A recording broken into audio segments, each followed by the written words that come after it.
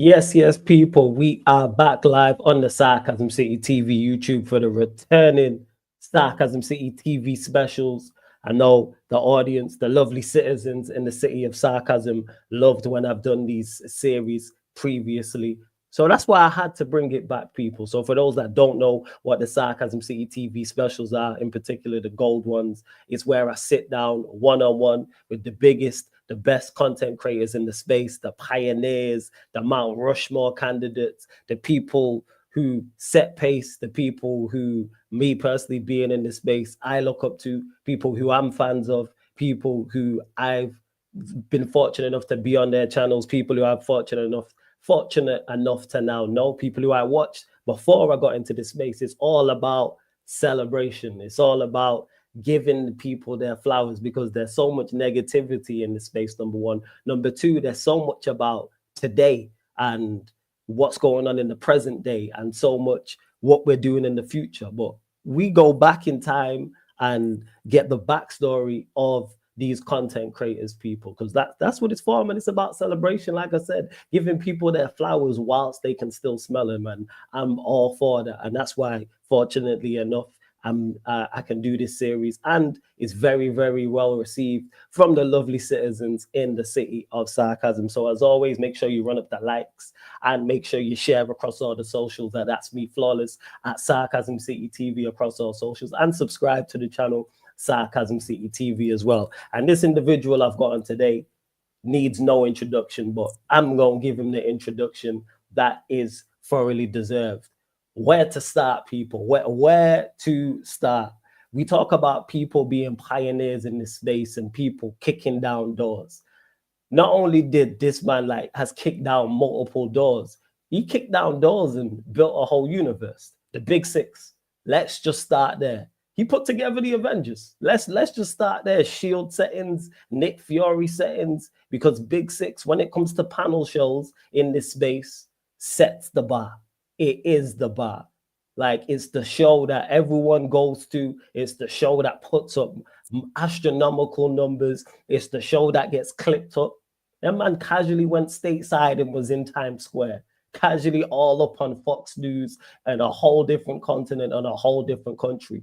And I don't think it got spoken about enough at the time. I don't think it gets spoken about enough afterwards, and what that did not only for all the individuals on that show, but also everybody in that space, including myself. So many eyeballs. So you got to salute him for that. And even outside of going to the States and outside of going on Fox News, it's just a phenomenal show.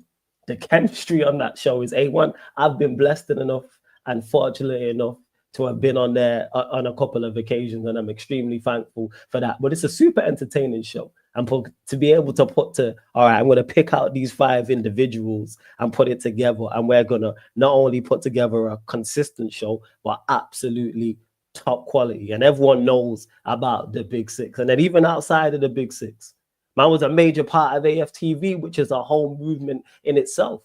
Like, if you talk about Big Six and you talk about Aftv, is there 2 bigger institutions in regards to as a collaborative effort, like, in this space. So you have to pay homage and give credit to that. And also on top of that, on his own channel. You know what I'm saying? Where a man finds the time to Big Six, managing that. Man's on Aftv doing shows on there, but then also on his own channel as well. And even outside of that, when man are making Proton VPN ads go viral, that's how you know that's a skill, people. Forget having a rant about your team, or you're going against a rival, or you're going back and forth with your brethren, or you're sparring. Man's making VPN ads go viral. That tells you all you need to know. And even back to the Aftv space, man's transcended errors. You know how tough that is to do, to adapt. There's a lot of people who were around back then who ain't around now.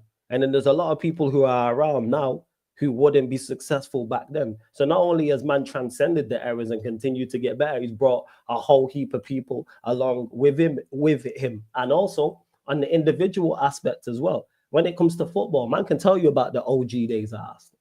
Man can take you back before my time to the, you know what I'm saying, to the 80s. early 90s, 2000s, and can tell you about that era as much as he can tell you about today. And he's not scared to give his opinion on things, whether it's popular or not, whether it's on his own channel, whether he's on a fan cam outside the ground, whether he's on the Big Six, etc., or he's on another channel. So it's only right. And I think his footballing knowledge, because of all the work that he does, is supremely underrated. And he doesn't get the credit he deserves for his footballing knowledge and his takes because of everything else. But we're going to give him his flowers anyway. So got to welcome none other than the show. The man, like I said, who put the Big Six together, Aftv.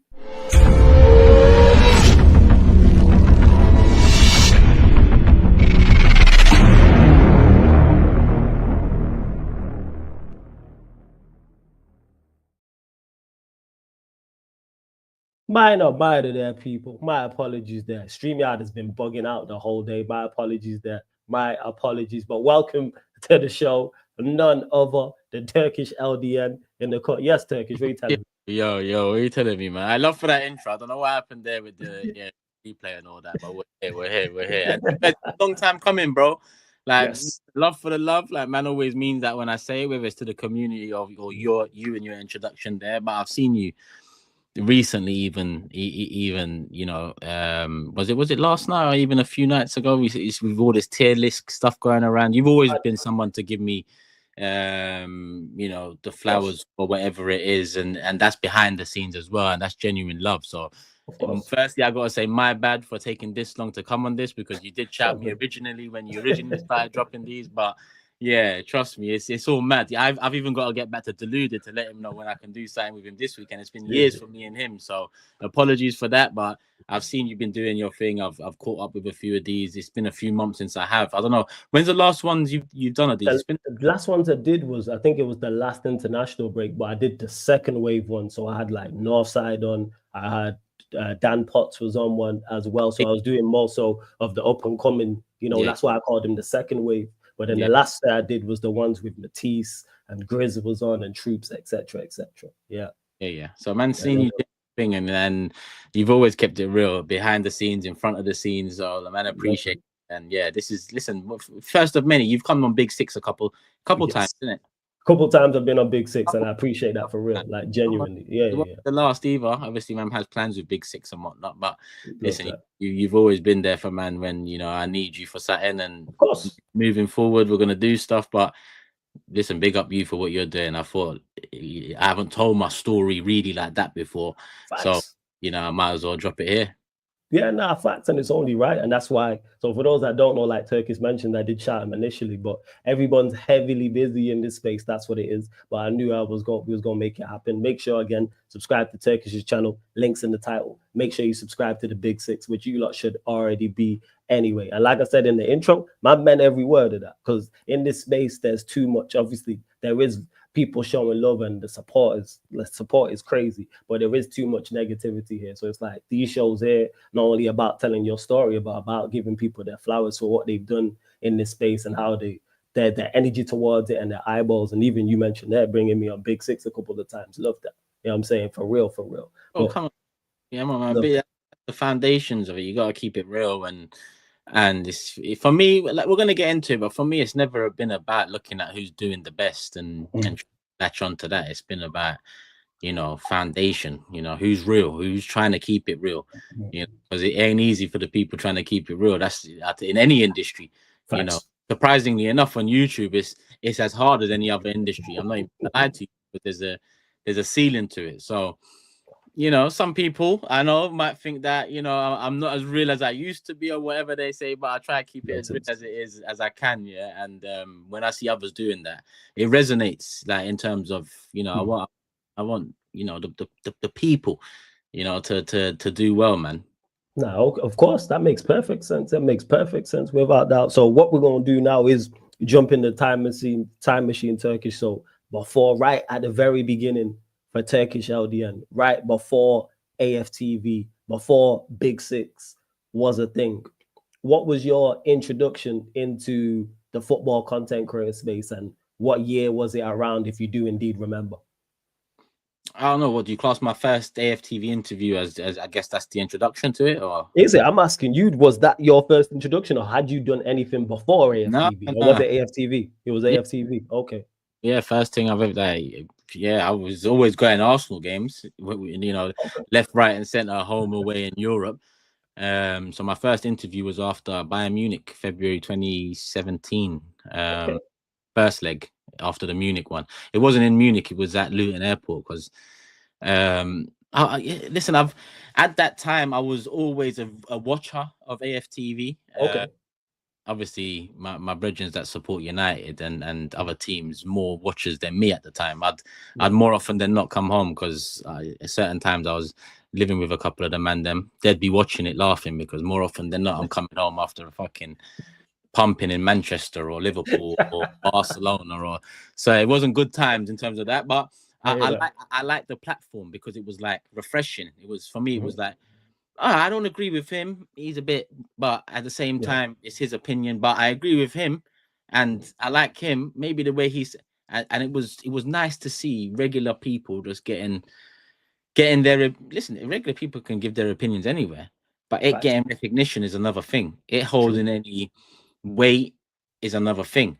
And I Yeah. think, you know, from my side, especially what Arsenal were going through, because personally, I think Arsenal fans, people often say like, you know, like we're spoiled Mhm. or you know, who do we think we are and all of this stuff. But I think Arsenal, well, I'll speak for me personally, and there's a lot of people that are my age or older than me. Talk about it.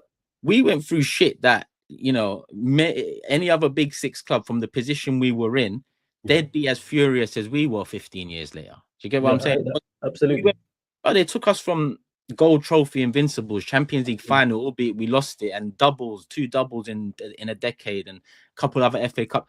They took us from that to what we become in the social media era. And Yeah. at the end of the day, people used to say this originally about AFTV, and I know this ain't about them, it's about me, but I didn't like that whole narrative that is built off of the failures and it's built off Mhm.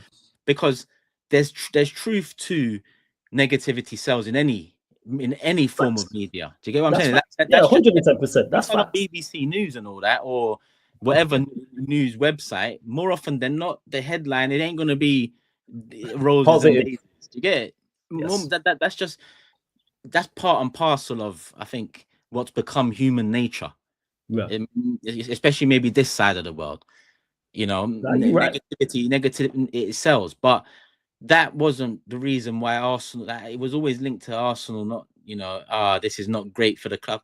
But at the end of the day, that was a byproduct of what the club done and how the club treated the fans. Exactly. It would never have been like that at that time if we had gone through a downtime because we moved to a new stadium, had to pay it off, cool. But if we had came back up again in the manner that we were sold when we first moved in under this ownership, that will be competing with Bayern Munich and those teams in 10 years or whatever. Do you get it?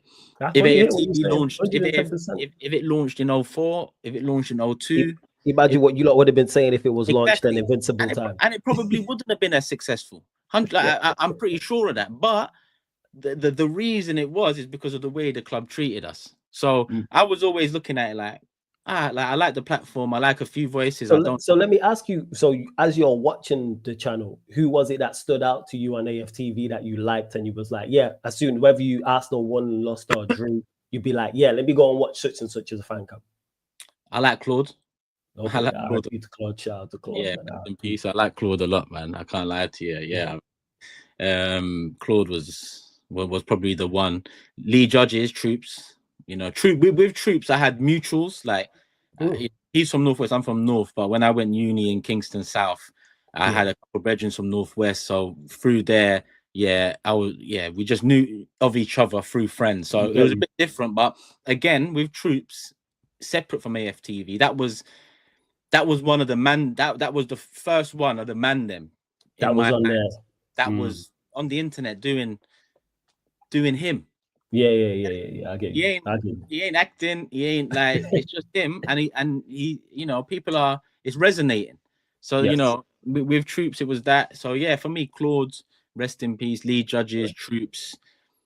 That was probably my go-tos. They were your go-tos after every Arsenal game. Okay, that makes sense. And how Yeah. long was you watching before actually going on the channel? Because you said it was the Bayern Munich Arsenal game, March 2017. So how long was you watching before you decided to go on the channel? Before you went on the channel? I was probably watching for years, bro. Oh, really? Okay. Yeah, I can't remember when Chris Hudson's interview came out, because that was the first one for me where it was like, yo, I get him. Mm. You see, Chris, you see what you said, the people that you watch the most, yeah? Chris obviously wasn't a regular like that. But you see, Chris, you see that interview? That interview is like Van Persie's letter. You look back at that and it still resonates today. It still resonates for the last few windows. And do you get what I'm saying? So that from there, I was a watcher of it. Like Okay. I'm looking here. 20. They're saying there 20. Is it the most famous ever football run? Either the Bordeaux, Wenger, Moscow. August 2013 is the date on it. Yeah, I thought I don't know if it was titled that, but it was basically him at the Emirates, and he was flipping about Gazidis and Tim Payton and people. He was just, and it still resonates. So from there, so that must be like, I think that came out 2013, 14, like you said. So maybe 3 years before. Okay. So you was watching for 3 years. All right, that's fair. And then what made you decide after watching for 3 years, like you mentioned, Troops, RIP to Claude, you was like, let me go on, especially after that result as well? Is it because your head was so hot after the defeat to Bayern Munich that you was like, all right, I've got to have my say here? What was it that made you go on? The biggest reason was that no one was really talking about the ownership enough for my liking. Got you. It was more, it was more so all about the manager, where I agree, a lot of it was on the manager. And one of my first few fan cams, I had that Wenger out shirt and whatnot. So I'm not trying to distance myself from that, but I just thought, as much as the attention there is correct, because we've been fucked over for 10 years plus now, whenever it was, however long it was, that was probably where, so for 10 years, that's probably where I look at it and think, now we need someone to speak. I think Mo was probably the only one at that time, if I remember correctly, to be mentioning ownership. I was trying to think, but there was one. I think it was Mo. Yeah. But it was kind of bit part, and Mo wasn't really regular, and and I was always around it. I was always going games. Like, people. All right. So you was always around it, outside the ground. I've been going games. I went games Highbury. I went games Emirates early. Went uni for a few years. Dropped off games. Came back from uni. Went to game. Like, that's just life for me. So I just thought, it's time now. Like, bro, Munich, 5-1, bro. Do you know what man had to go through that day? Even that day was even peak that day, bro. If I tell you that day, I'll tell you. Talk about it, man. We want to hear this. And this it just takes, bro. That day, we took the chartered option. Me and my brethren Miles. Me and him used to always go games. We still do when we can. We took the charter. So you fly in the morning, you fly back late after the game, right? You fly back late after the game. So we're in Munich all day, just, vibes and doing whatever, enjoying, the town and whatever else, the city. Then we get the coach to the stadium. So the coach is on the way. We've just been out and about, like, enjoying and whatnot. So the coach is in traffic now on the motorway. It's calm, like, that's not a problem. But it's not a problem until you start needing to piss. So I'm starting needing to piss, bro. And I'm sorry I'm getting into this, but bro, man. It's cool. No. Turkish. No need to apologize. That's it. This CD story. This is exactly what we're here for. It's stuff like that. Exactly. Go on, carry on. It could have been a write-off, So I needed to piss, bro. So I'm just there, like, and my brethren's sitting next to me. So it got to the point where I'm thinking about it too much. And at that point, you're finished. Like, you're thinking about it. It's peak. I've turned to my brethren. I've been like, bro, I need to piss, bro. And bear in mind, they've already said the toilet is unavailable on this coach. Yeah, it's unavailable. It's out of order. I'm looking outside, bro. It's motorways, bro. Just kind. I can't even get out here and just quickly, there ain't no getting out where we are. Yeah. So I look over. There's someone drinking a beer. He finishes it. I'm looking at that bottle, thinking, I don't know. I don't even. It doesn't even make sense Like, it doesn't even make sense what I'm thinking.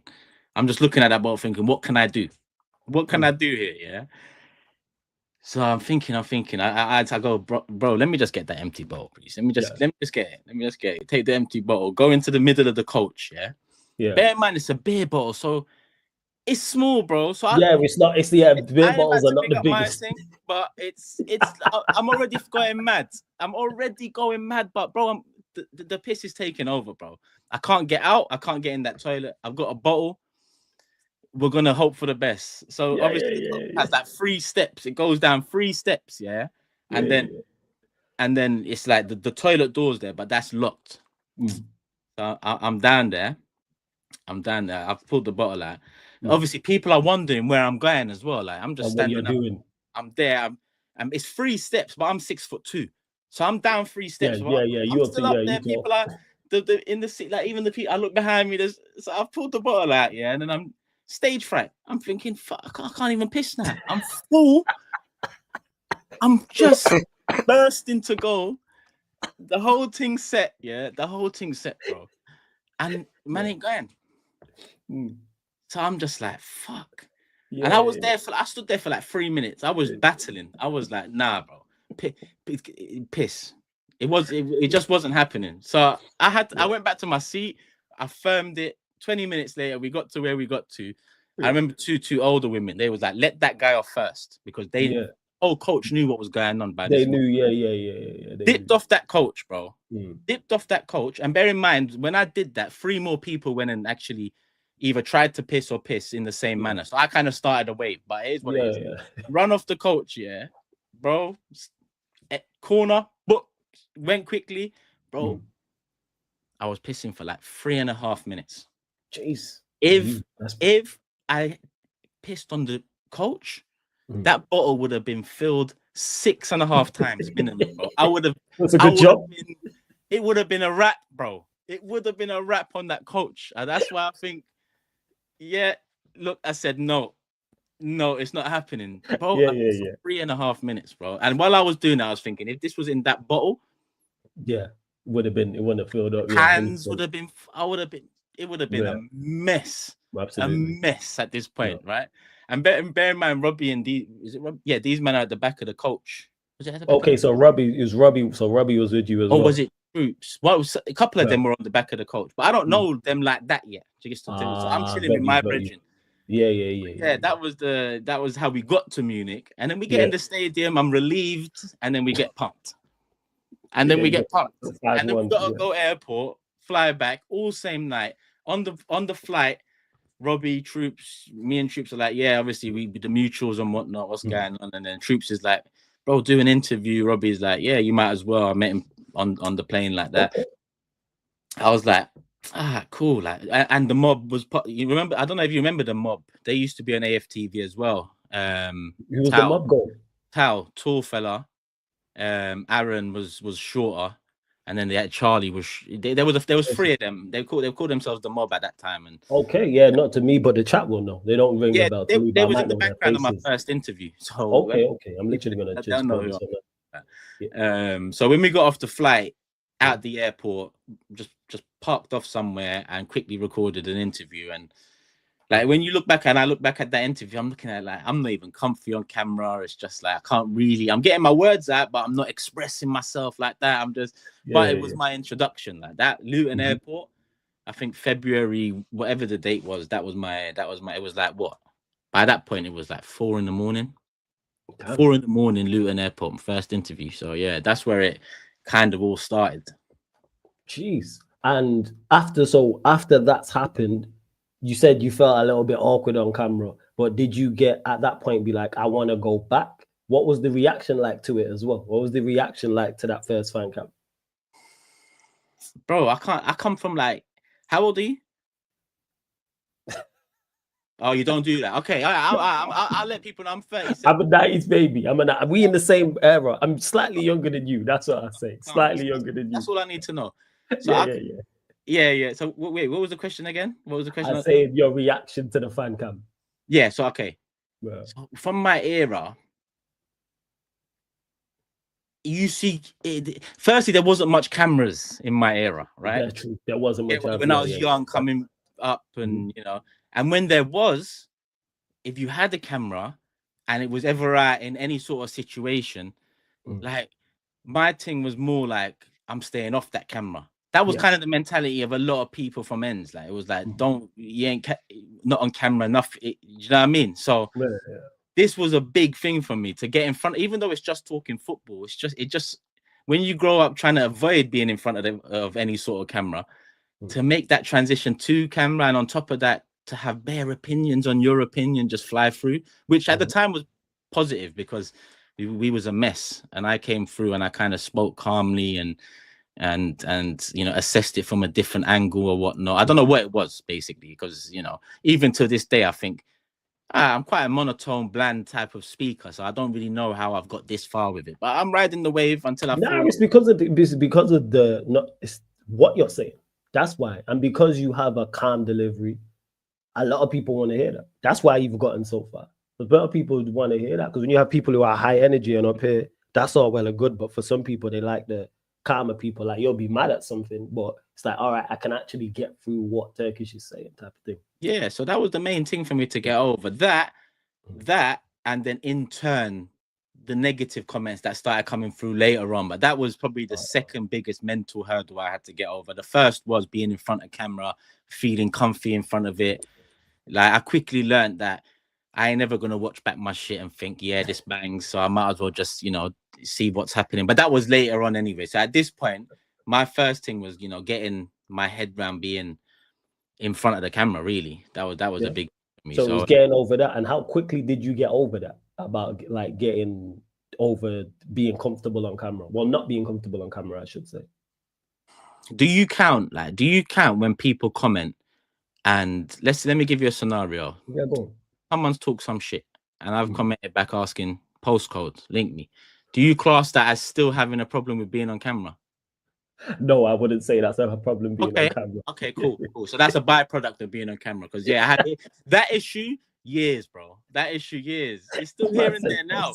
It's still here and there now. But that issue took years because people are going mad. But I understood people are gonna go mad.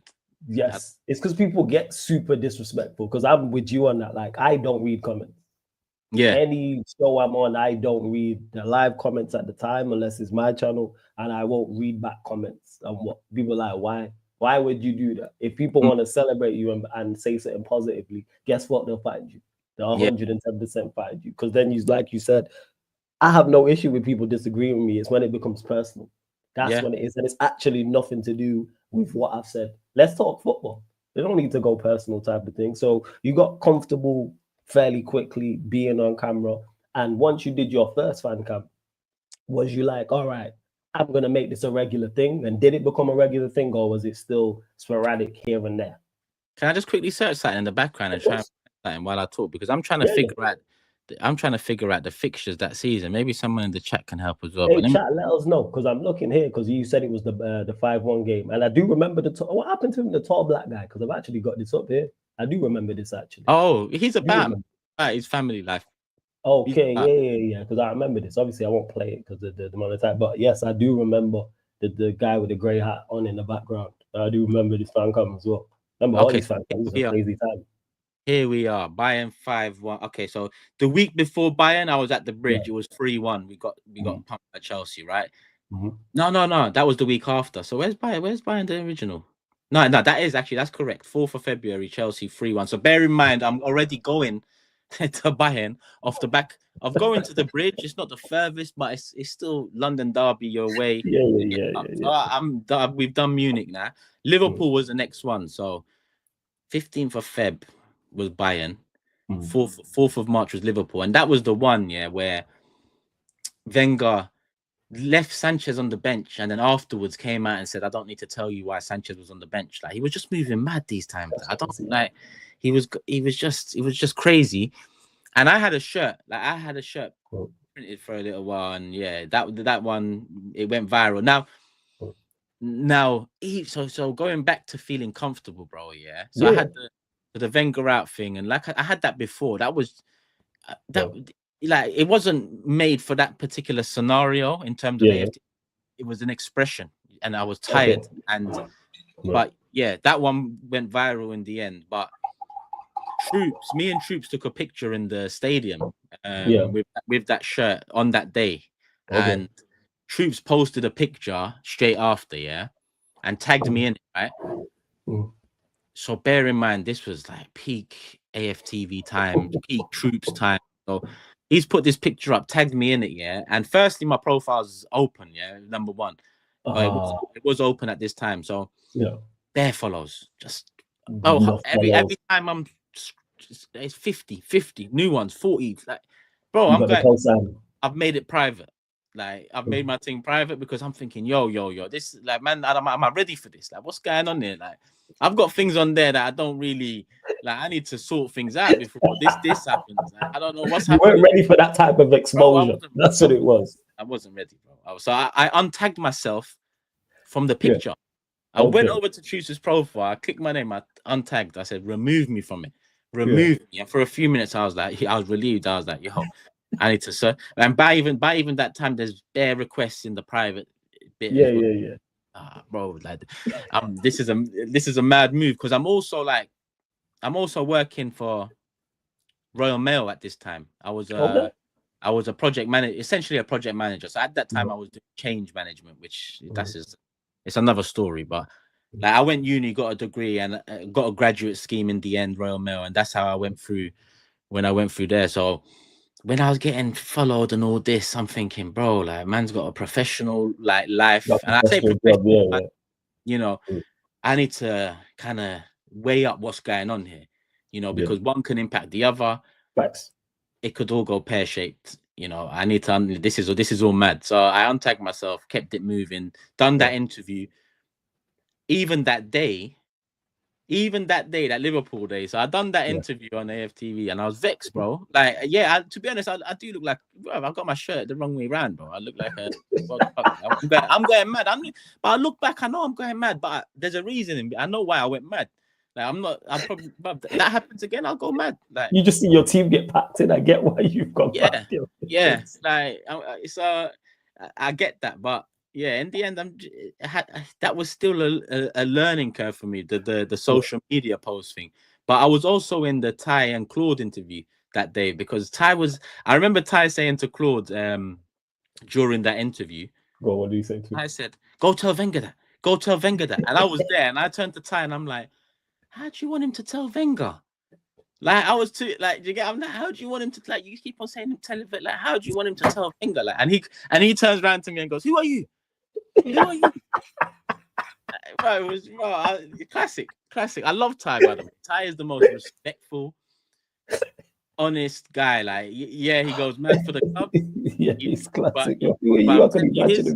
His heart is yeah. Could you imagine him? Who are you? Who are you? Bro, it was joke for a couple weeks. Like, he wasn't really feeling like, and then I forgot this aside. He called another game. I forgot what game it was. This one I can't even put it up to remind myself because this was just a random game, and I did an interview after maybe a couple of weeks later. I think during his interview or something, he said like, let's debate then. Let's debate. So I'm like, so at this point I'm like, hold on. I had to get over the first interview thing. Then there's the Troops picture thing. Now I'm about to go smoke Ty in a debate, and Ty was, he's popular even now. Yeah. So I'm thinking, bro, I'm like, let's see what happens. Let's see what happens. Do you get it? Let me see what happens. And then I remember Mo came up to me. Mo came up to him, and I didn't know none of these men like that. Like I said, had mutuals with Troops, but Mo was like, that was it. You didn't know the Arsenal fan TV circle like that. No, fair enough. Mo came over. Mo was like, just maybe allow it. Like, you don't be. And I get it. Like, to be honest, I don't really. Like I said, in the end, now knowing Ty, I'm glad I didn't engage in any. And there ain't no history of me. I'm glad it's just that clip. Who are you? Because that's like, but yeah, looking back now, because I know he's such a good. Yeah, but at the time, you see some of his takes, I was like, oh my god. Yo, I was Ty ready. he's got some classic takes, man. He I got was some ready for classic the takes. debate, bro. I was ready for the debate, but yeah, Mo was right. He said, "Are you sure?" I said, "Yeah, you're right. Still, Yeah, let me leave it, man. He's a good guy." Yeah, I mean, I came to realize that myself. So I'm glad that didn't happen. But yeah, that was all Liverpool. That's how people will go back now, watch that, and just laugh about it. I even need to remind myself about that one. Still, yeah, it's all mad. But nah, that's good. Right, it's going. Carry on, carry on. just the next game, Bayern Mm. 5-1 at the Emirates. That was so. Imagine that run, bro. 3-1 at the Bridge, 5-1 at Munich, 3-1 at Anfield, and then 5-1 at Emirates, bro. Yo, that's crazy, yo. That's a crazy run. What run is that? So yes, I looked mad. I was mad.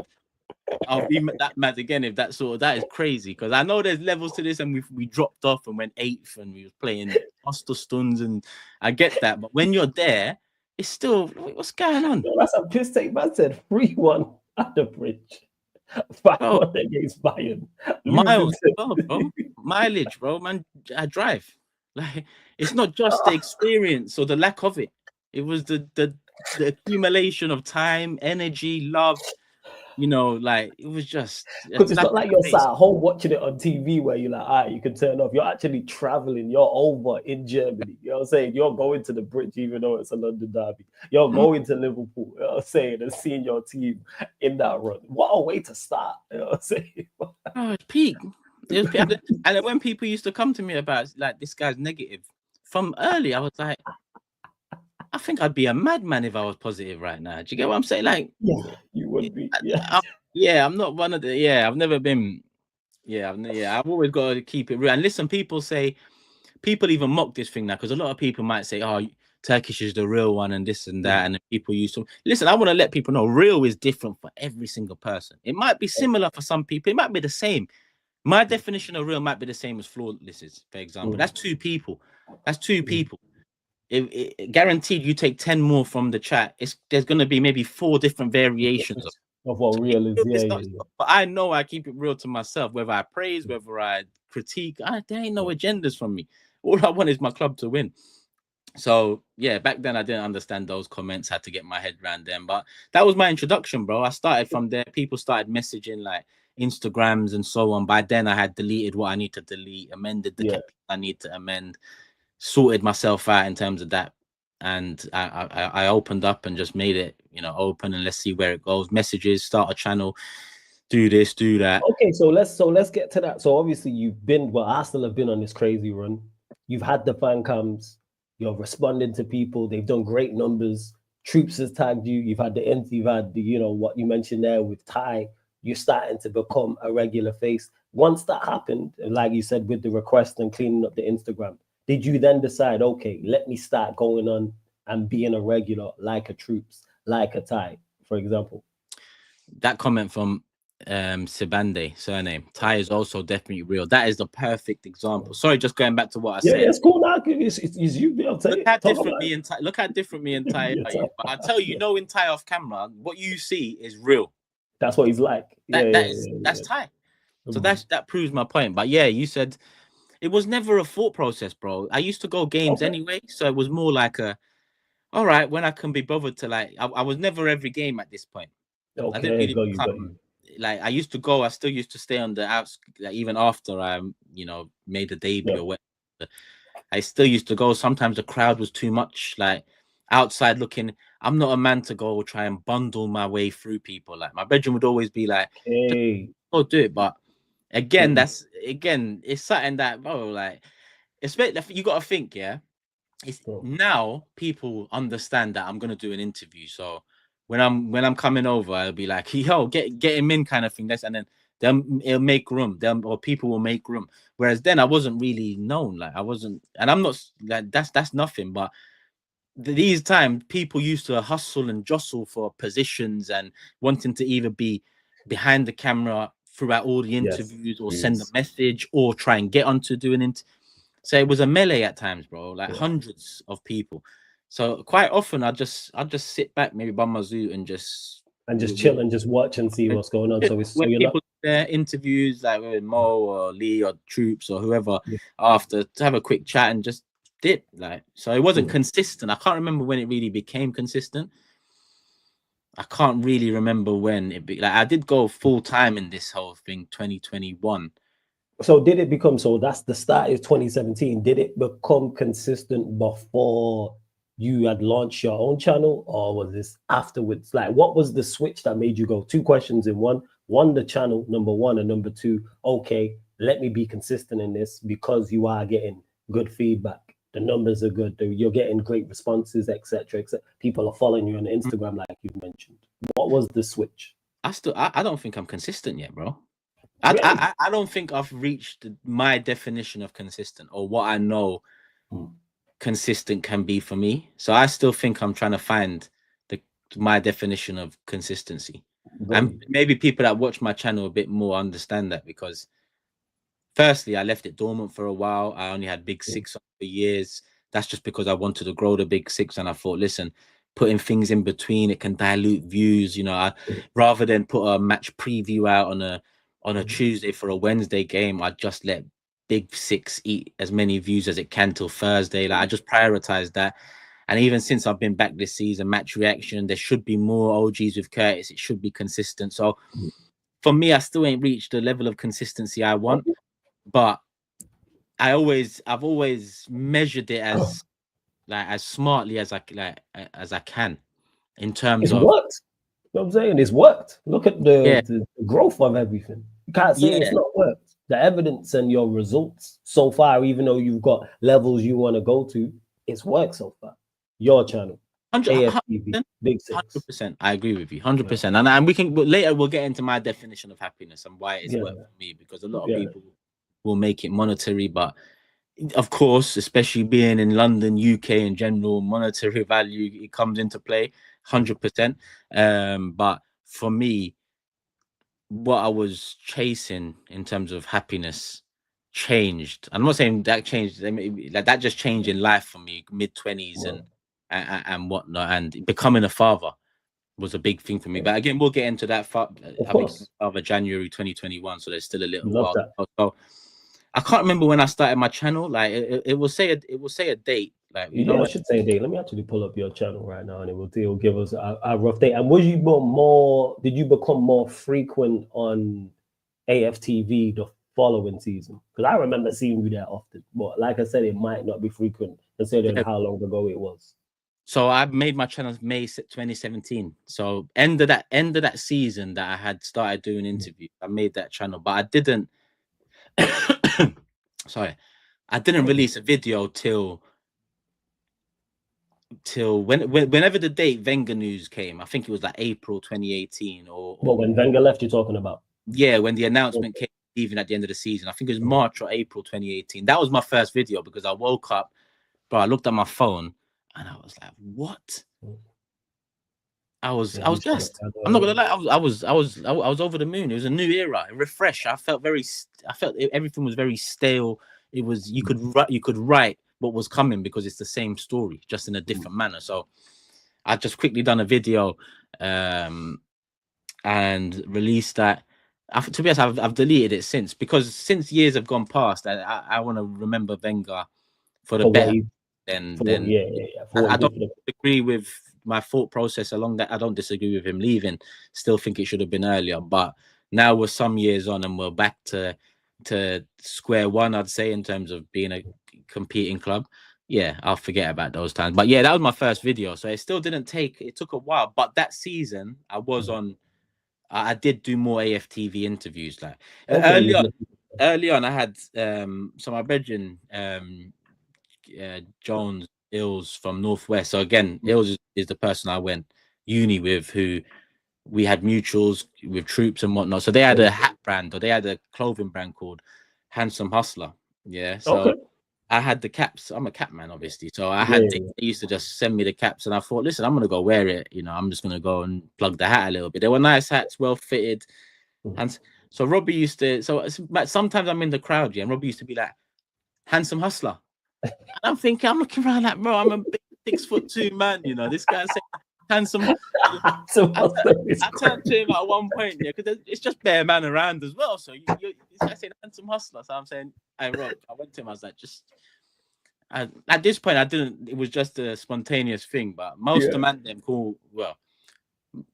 them will call me Tay, because that's my name shortened, Tey Tay. So everyone really Tay. That's kind of my shortened name anyway, or a abbreviation or whatever.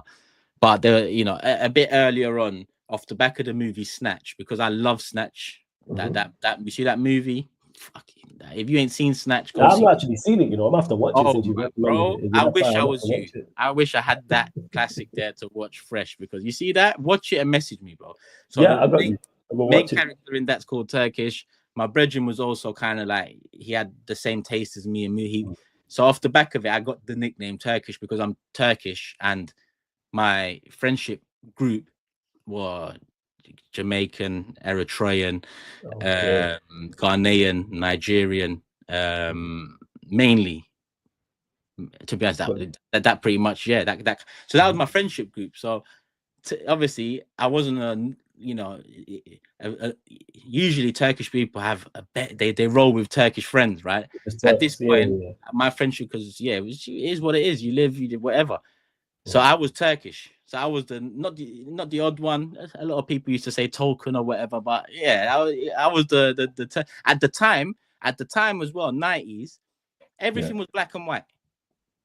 Everything was black and white. You're either black or you're white. And it was that time. 100%. And I don't even agree with the words black and white anymore, but that's another story. But then it was very much like you're either black or you're white. There was no two ways about it. So I was Turkish, so So I went to Rob. There was a bit of background to that. It's not like the man them used to say Turkish, like.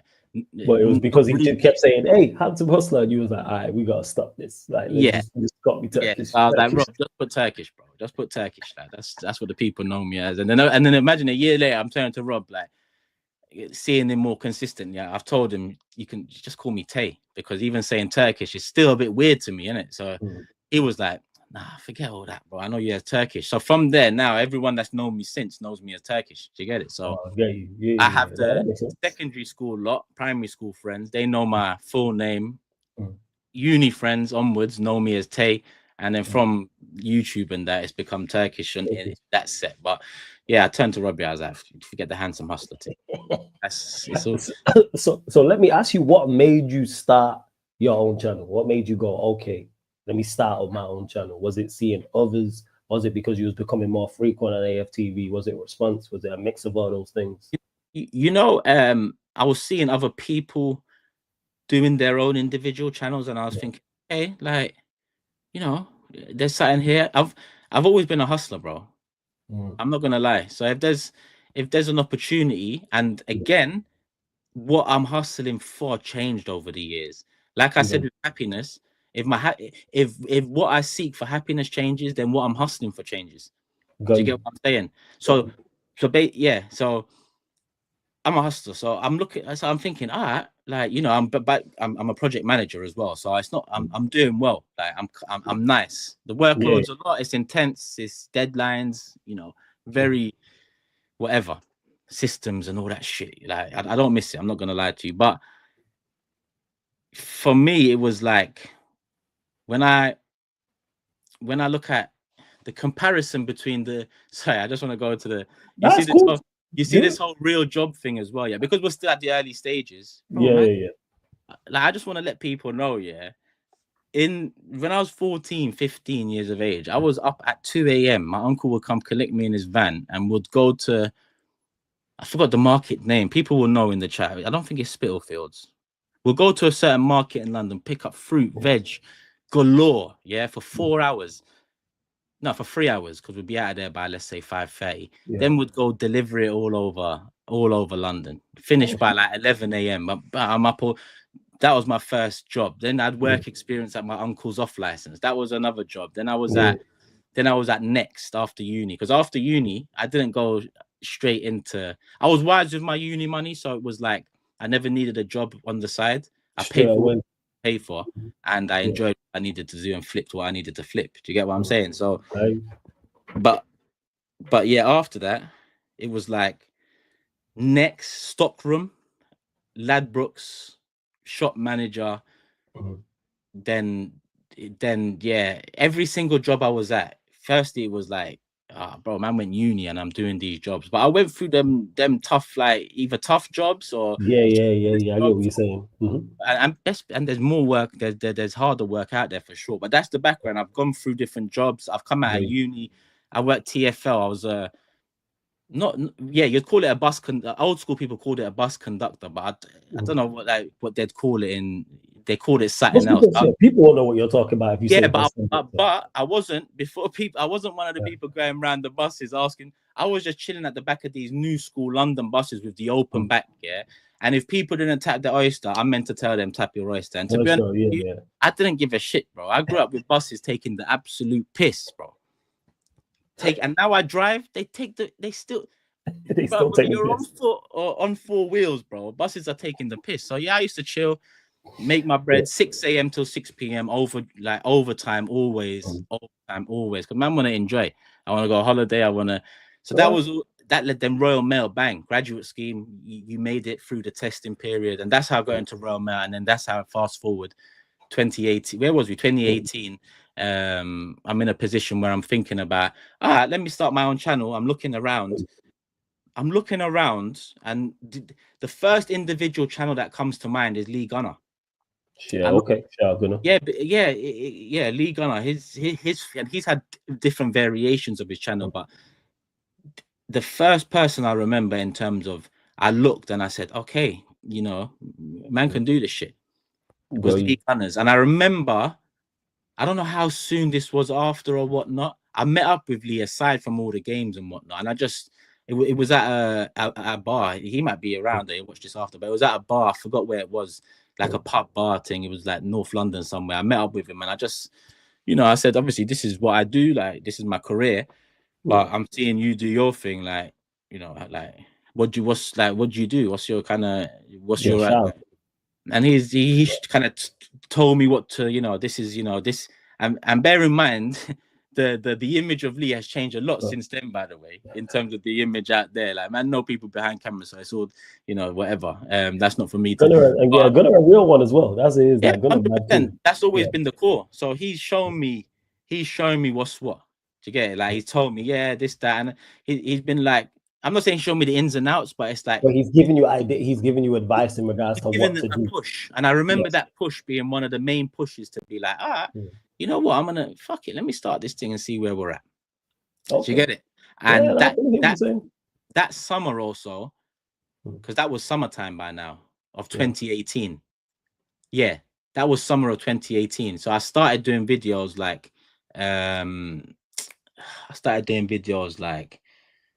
manager targets. Who should, because it was the first, I think that was my first video, maybe, who should be our next manager, and I had Emery and a few others because off the back of the Wenger stuff. And then I started being a bit more consistent. Like, I started bringing out videos here and there, and then I thought to myself, was it 2018? Let me just double check something real quick. Yeah, all good. Yeah, but your channel did launch, like you said. Yeah, 2017 was the launch. Yeah, the next Arsenal. Yeah, May. Yeah, 6th of May 2017. Yeah, mad. I'm opening now. The beard's still fresh back then. Still, the hairline went a bit since then. Oh shit, the third still fresh, man. Hey, 50 effing millions got my hair all out, bro. It's all mad. I look like Raul Morales. Remember Morales? That's a throwback, man. That's a Raul Morales, that's a throwback. Hey, I shocked myself, but yeah, the hairline's coming up. Man. Sorry, man. Yeah. So a few things in. I remember some guy messaged me. His name, some guy. I'm gonna say some guy. Let's just say Jay. He messaged me. He was like, "Yo, I like your stuff. Like, I think you can really do this thing and stuff, and I'd like to help you out. I'm a video editor, producer, whatever it was. Yeah." Again, bear in mind, I'm at Royal Mail doing my thing. This is on the side. I'm thinking, all right, what you got in mind? He said, if you've got an idea, I'll do your camera work for free. Like, just let me, So I was like, I have a couple shows or a couple of things they call Me, Myself, and Arsenal. Episode 1, Highbury. Episode 2, North London Divide. So I done those two with him. But again, even if you watch some of that, it's bland. Like, it's monotone. It's not. I don't even like it because it's me trying to not be something I'm not, but I wasn't delivering How in you the would deliver if you was talking to like a brethren or something. way I want. Yeah, I look back and wanted to deliver it, but Okay. I just kept it up, because it was something that I tried. Mm. 2 episodes, I still look back at it and think, yeah, the content's nice. It looks better than it actually. The visuals and the editing is quite good, and then that guy turned into a pagan, and then the rest is history with him. Yeah, shit just went left, and That's then this is the one I'm looking for here. So the top 6 show, that's it. Yeah. So the first song, so I was like, I shouted a couple of the man them. I said, like, what are we saying? Like, are you on being on camera a little bit? I've got this idea. Like, me and the man them were always arguing about football. I didn't grow up all Arsenal fans. I grew up Arsenal, United, couple Chelsea. They were quiet. Tottenham, not really about, but still there, very quiet. But that was kind of the up. So I was like, let's, I shouted a couple, man, let's do this show. So the top 6 show, I launched the top 6 show, booked out my bedroom studio. He gave me a good price.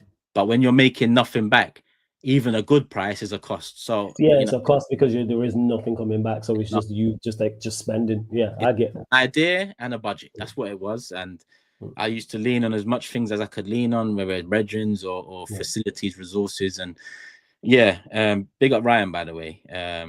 Blank Box Studio. Shout them out, South Woodford. If you want business, good studio, good people as well. But yeah, done the first top 6s there with brethrens. Like, most of the panel was my brethren from either school or just after school or a friend of a friend. But essentially they were all like Edmonton, Tottenham, Wood Green. It was all local, like people I grew up with or known for a little while. So started it with them. Every episode was a loss. Like, I wasn't doing it as consistently as I wanted to do it, but every episode was a loss, bro. So it was more a dream, an idea, because no one was doing that. And for me, that was always important for me. I look around and it's hard to go back to what it was then. But 2018, no one was really doing like panel shows. Different fans. Everyone was doing their own thing. Do you get it? Everyone was doing their own thing. And then you might get a Troops and an X. Yes, you're and right. That was one of the inspirations, because as much as I grew up with friends and I thought, you know what, this can work.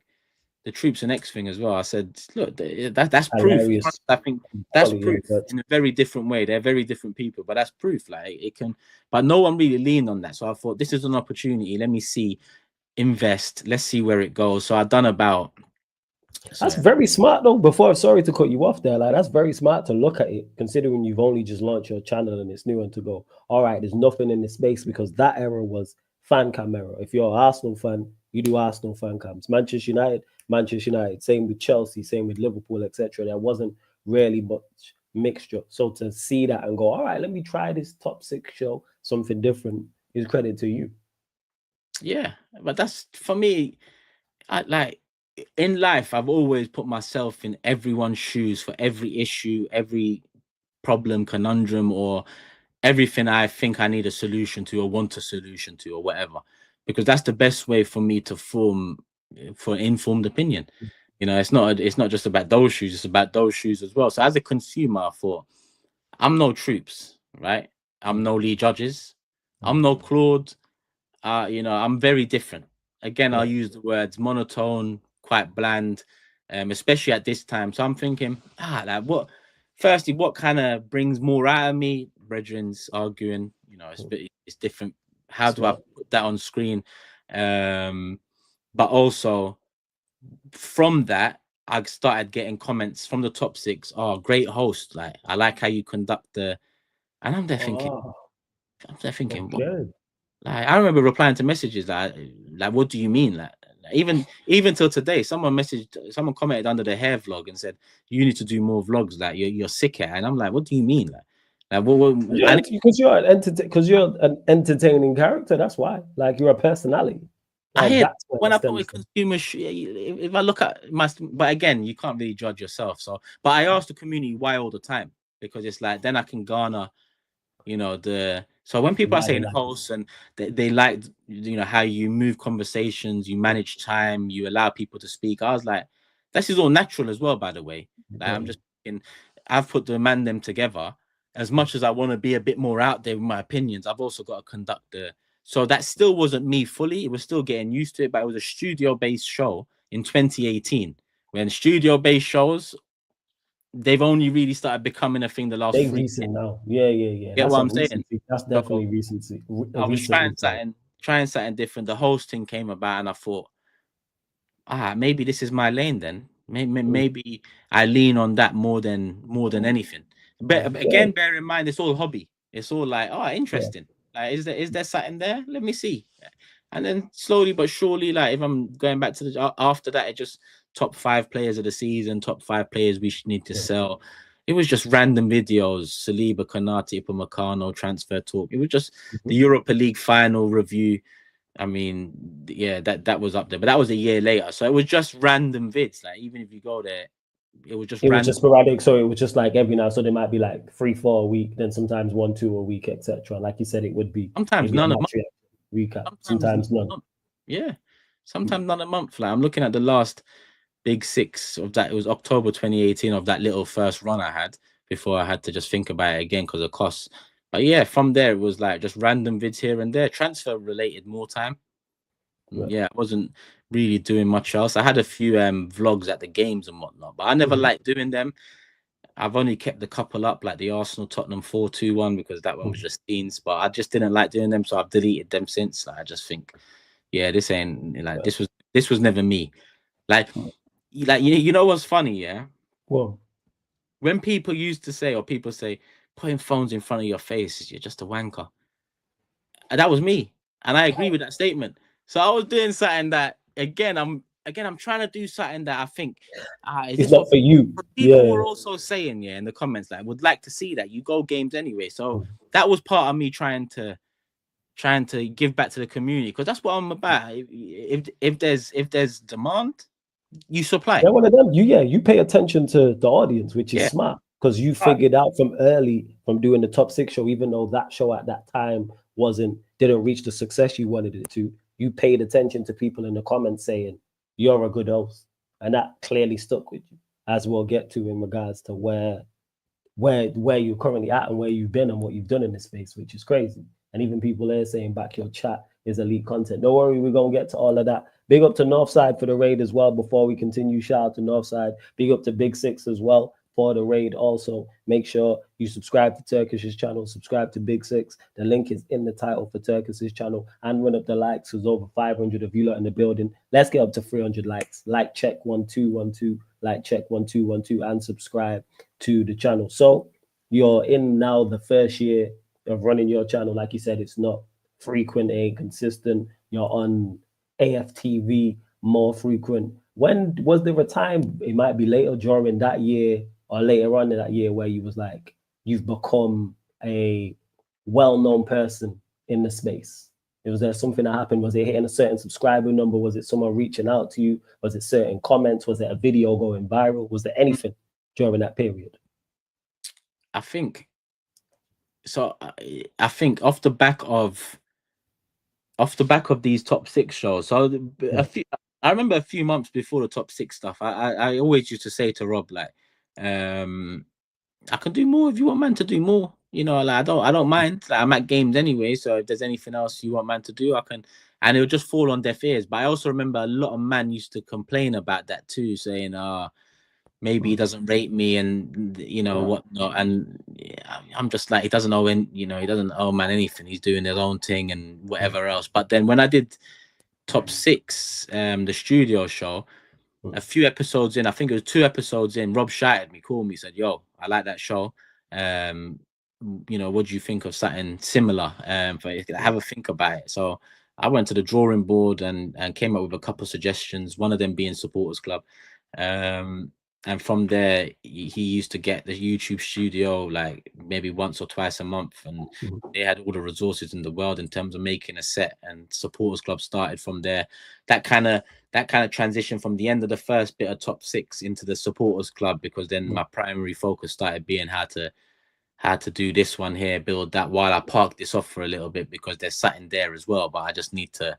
I'm juggling a hobby basically. Yeah, So I got you. bear in mind, I'm going through all of this shit, but at this point in my life, it's still 15% of my thought process, let alone my physical. Yeah, You get it? So yeah. yeah, that was probably when I really started Because getting when more Robbie behind. shouted you and said, "I like this. Let's bring this over here." Because you've asked him, it's fell on deaf ears. Other people have asked him, and it's fell on deaf ears. So for Robbie to reach out at that point and go, "I like that. Bring that in." That's when you was like, "Okay." And Yeah, did you then see an acceleration and an increase of your numbers, not only on your own channel but also across all your socials, also on AFTV as well, also on that show Supporters Club too? Did you see that an increase at that point? yeah, yeah. Like bear in mind, it's hundreds turn to thousands, and then you're thinking, well, like this is all mad, but it's still, you know, like you could never really get your head around it. Like even this year, I know I flipped out after one game, but it's got like 750K views, and I think, fuck it. And I always used to.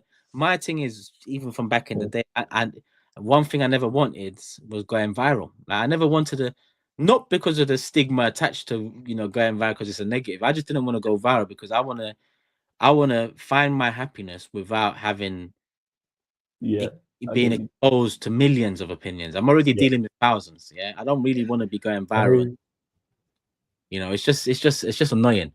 So I always used to be like, I don't want to go down this route. Hence why the whole host presenter thing, supporters club, idea really behind that is, AFTV. You're known for the fan cams. The fan cams are raw, emotive. They're high intensity. Whereas there ain't really nothing where it's Arsenal fans chilled. Maybe the day after, maybe 2 days after, maybe a week after. Okay? So that was my thinking behind that. Like, what's the gap? What's the gap? Yeah, What's missing? Let's find out if that's something. You don't know if it's missing until you really test it out, and then you might yeah, have something. Now, supporters club is still consistent enough. It hasn't done what Big Six done, for example, what Forever mm, Arsenal done, for example, but it was the step up into maybe being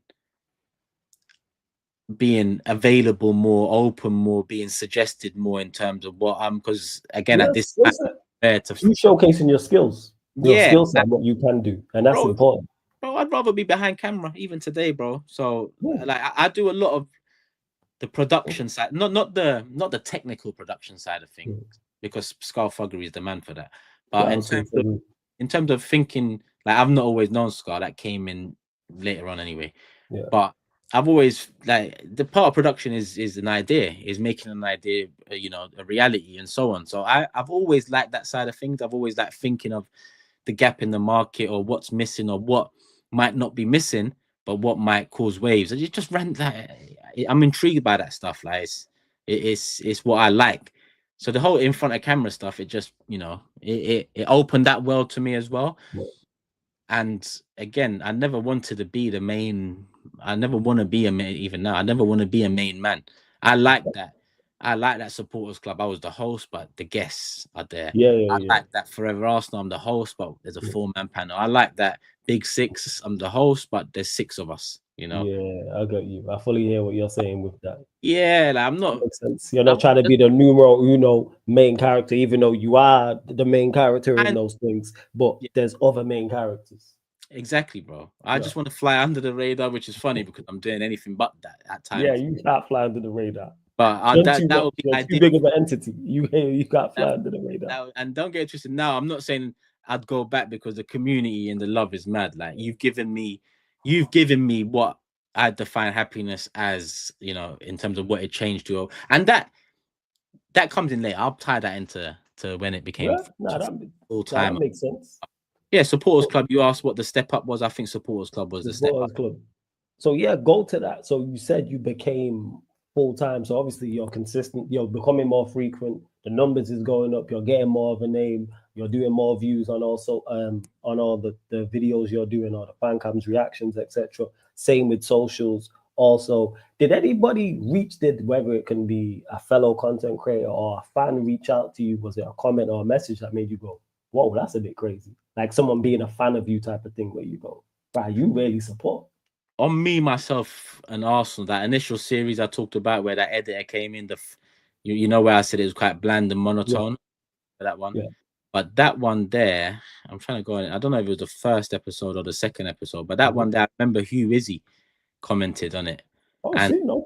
yeah, and back then, like I know it's different time, but back then Hugh Izzy, again, when you look at the, I don't know how he was, I don't know how he became that big, but he was big. Like he was doing his thing. Like I don't know the route he took, but when I saw the comment, I was like, oh, that's big of him. And for me, it was like, okay, that came a bit earlier in terms of the first comment I remember. I have remembered stuff over the years as well, but it's not out of this world stuff. Like I'm a big fan of Mo the comedian, like, especially earlier. I remember the Julie days and all that. Yeah, he hilarious. He subscribed to my channel from early. Like I think it was like 20. Geez. Yeah, so we don't follow each other on socials, none of it, but he just subscribed. You can see it. I'm just like, okay, that's yeah.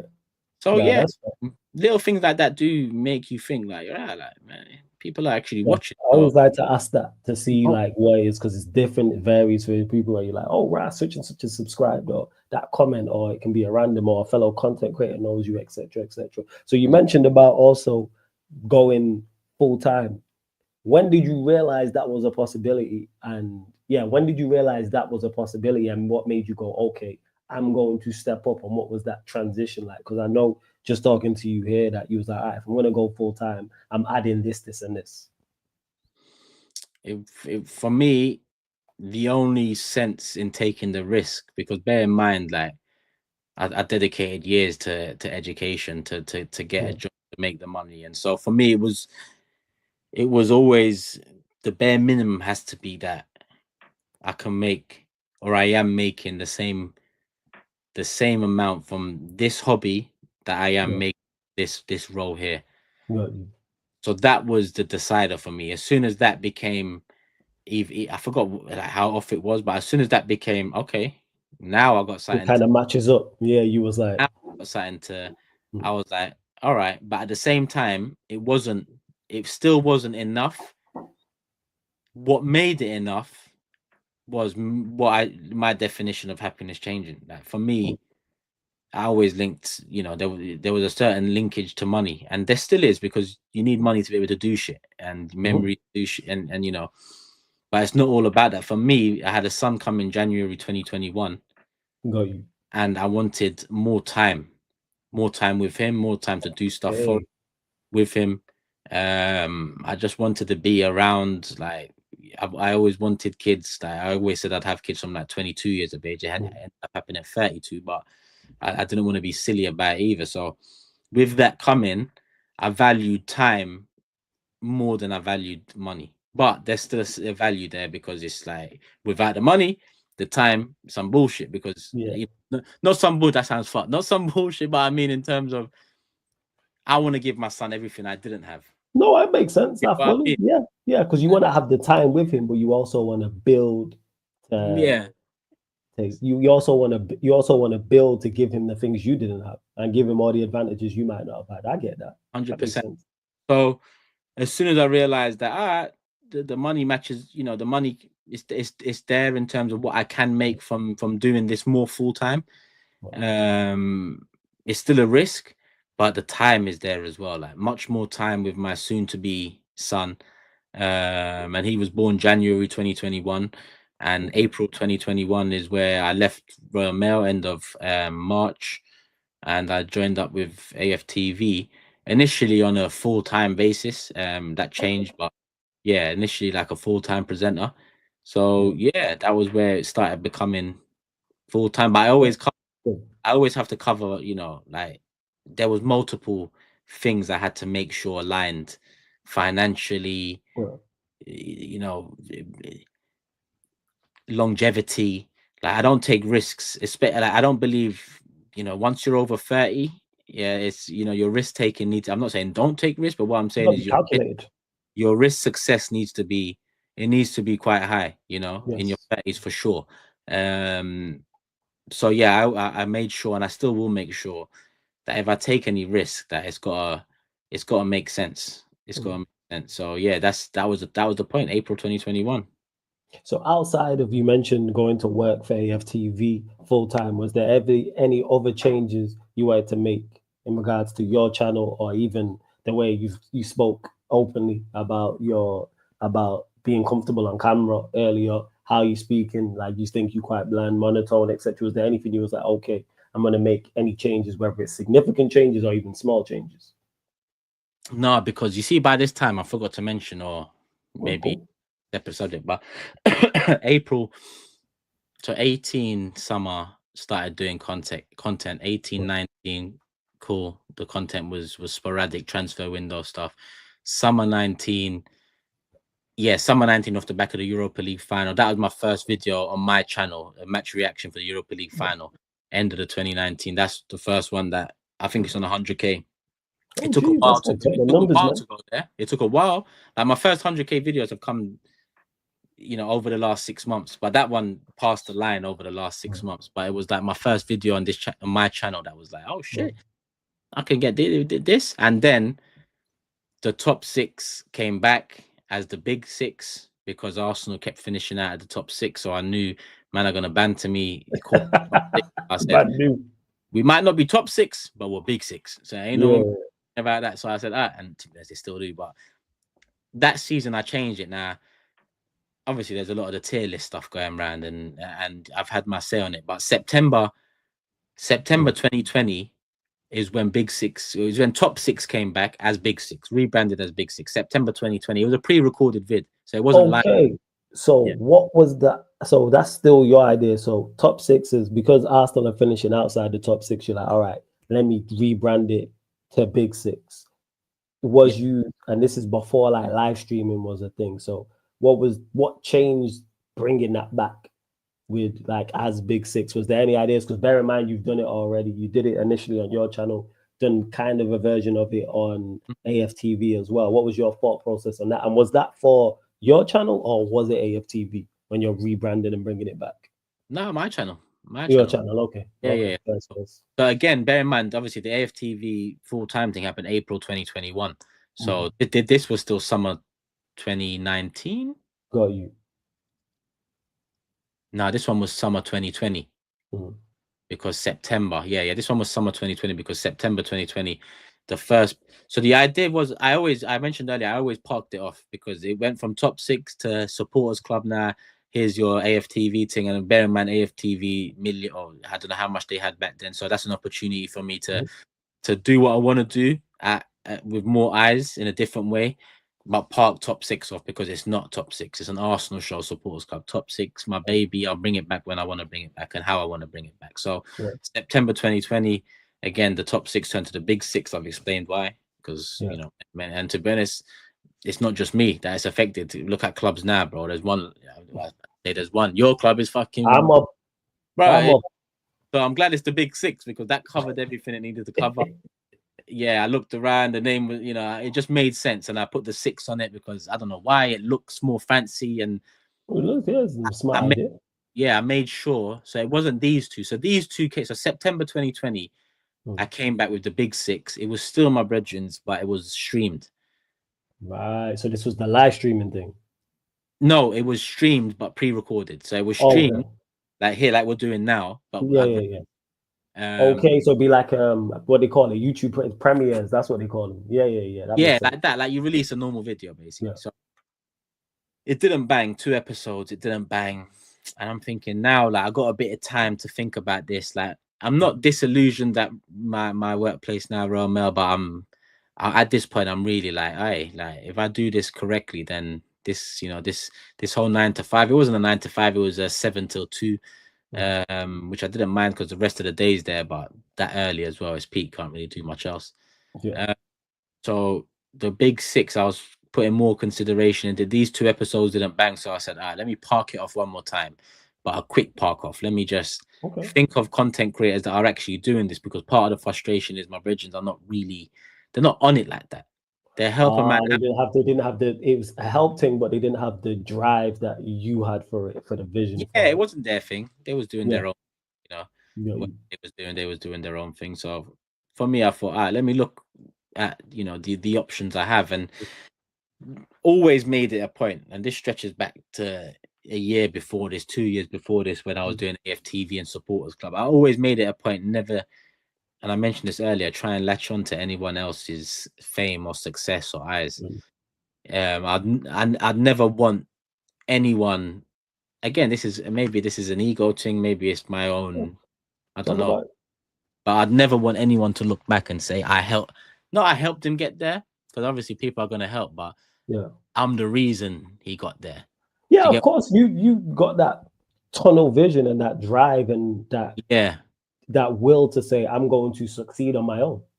I yeah, think that is, I don't think that's a bad thing. I don't think that's an ego thing. I think that's probably most people in this space, I would say, have that type yeah, of drive. I don't yeah. think you get to the top without it and being that whole, all right, But I'll put it on my back and do it myself type of I thing. know for example, I know like in the position I was in at that point, I know if I wanted fast track, I do videos with, and I could have, even though he was a busy man, like Troops, for example, like that's my Yeah, guy. you could have just reached I out to could do troops. more videos with him. I could be around him more stories or whatever. Or like DT's not my guy, but he's on Aftv. I could bring him on Reach out Supporters to. Club more because he is one of the mains.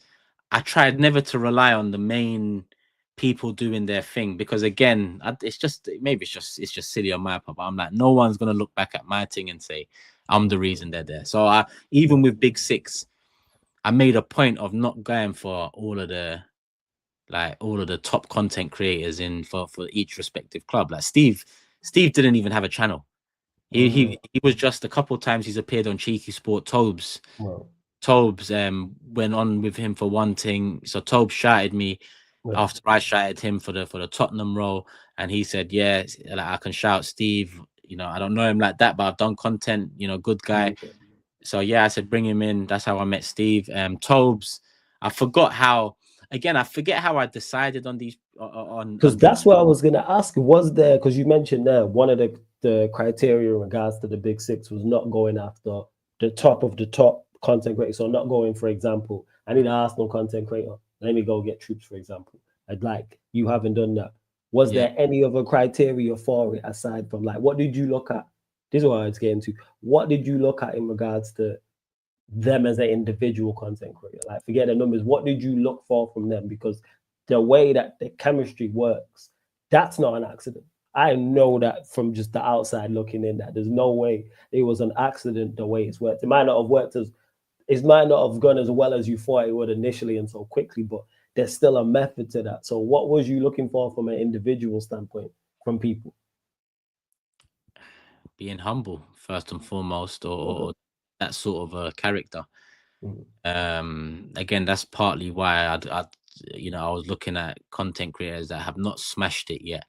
Right. Uh, because for what we was trying to create, there's no one that can look at it, including me. Back then, Right. like I mentioned, I don't even know what I am now. I couldn't give a shit about tears and whatnot. But back then, you could reel off names You that were goat tier. Let me just say that you goat tier to me. PUBG. I said that. I've done said that. Yeah, I said They- that initially. I say it now. Goat tier to me, Come on, without that. I see you, bro. Like I said, I see it the other day. Yeah. But there was bare Arsenal fans that were doing content that were bigger than me. Do you get what I'm saying? So Yeah. I made Big Six thinking none of us can look around. Like there ain't someone coming in on this pedestal here that in 2-3 months is gonna turn to me and say, "Yo, I deserve this because it's banging," or "I am the reason for this." But again, none of that. I try and think ahead, and I try and think, all right, let me get.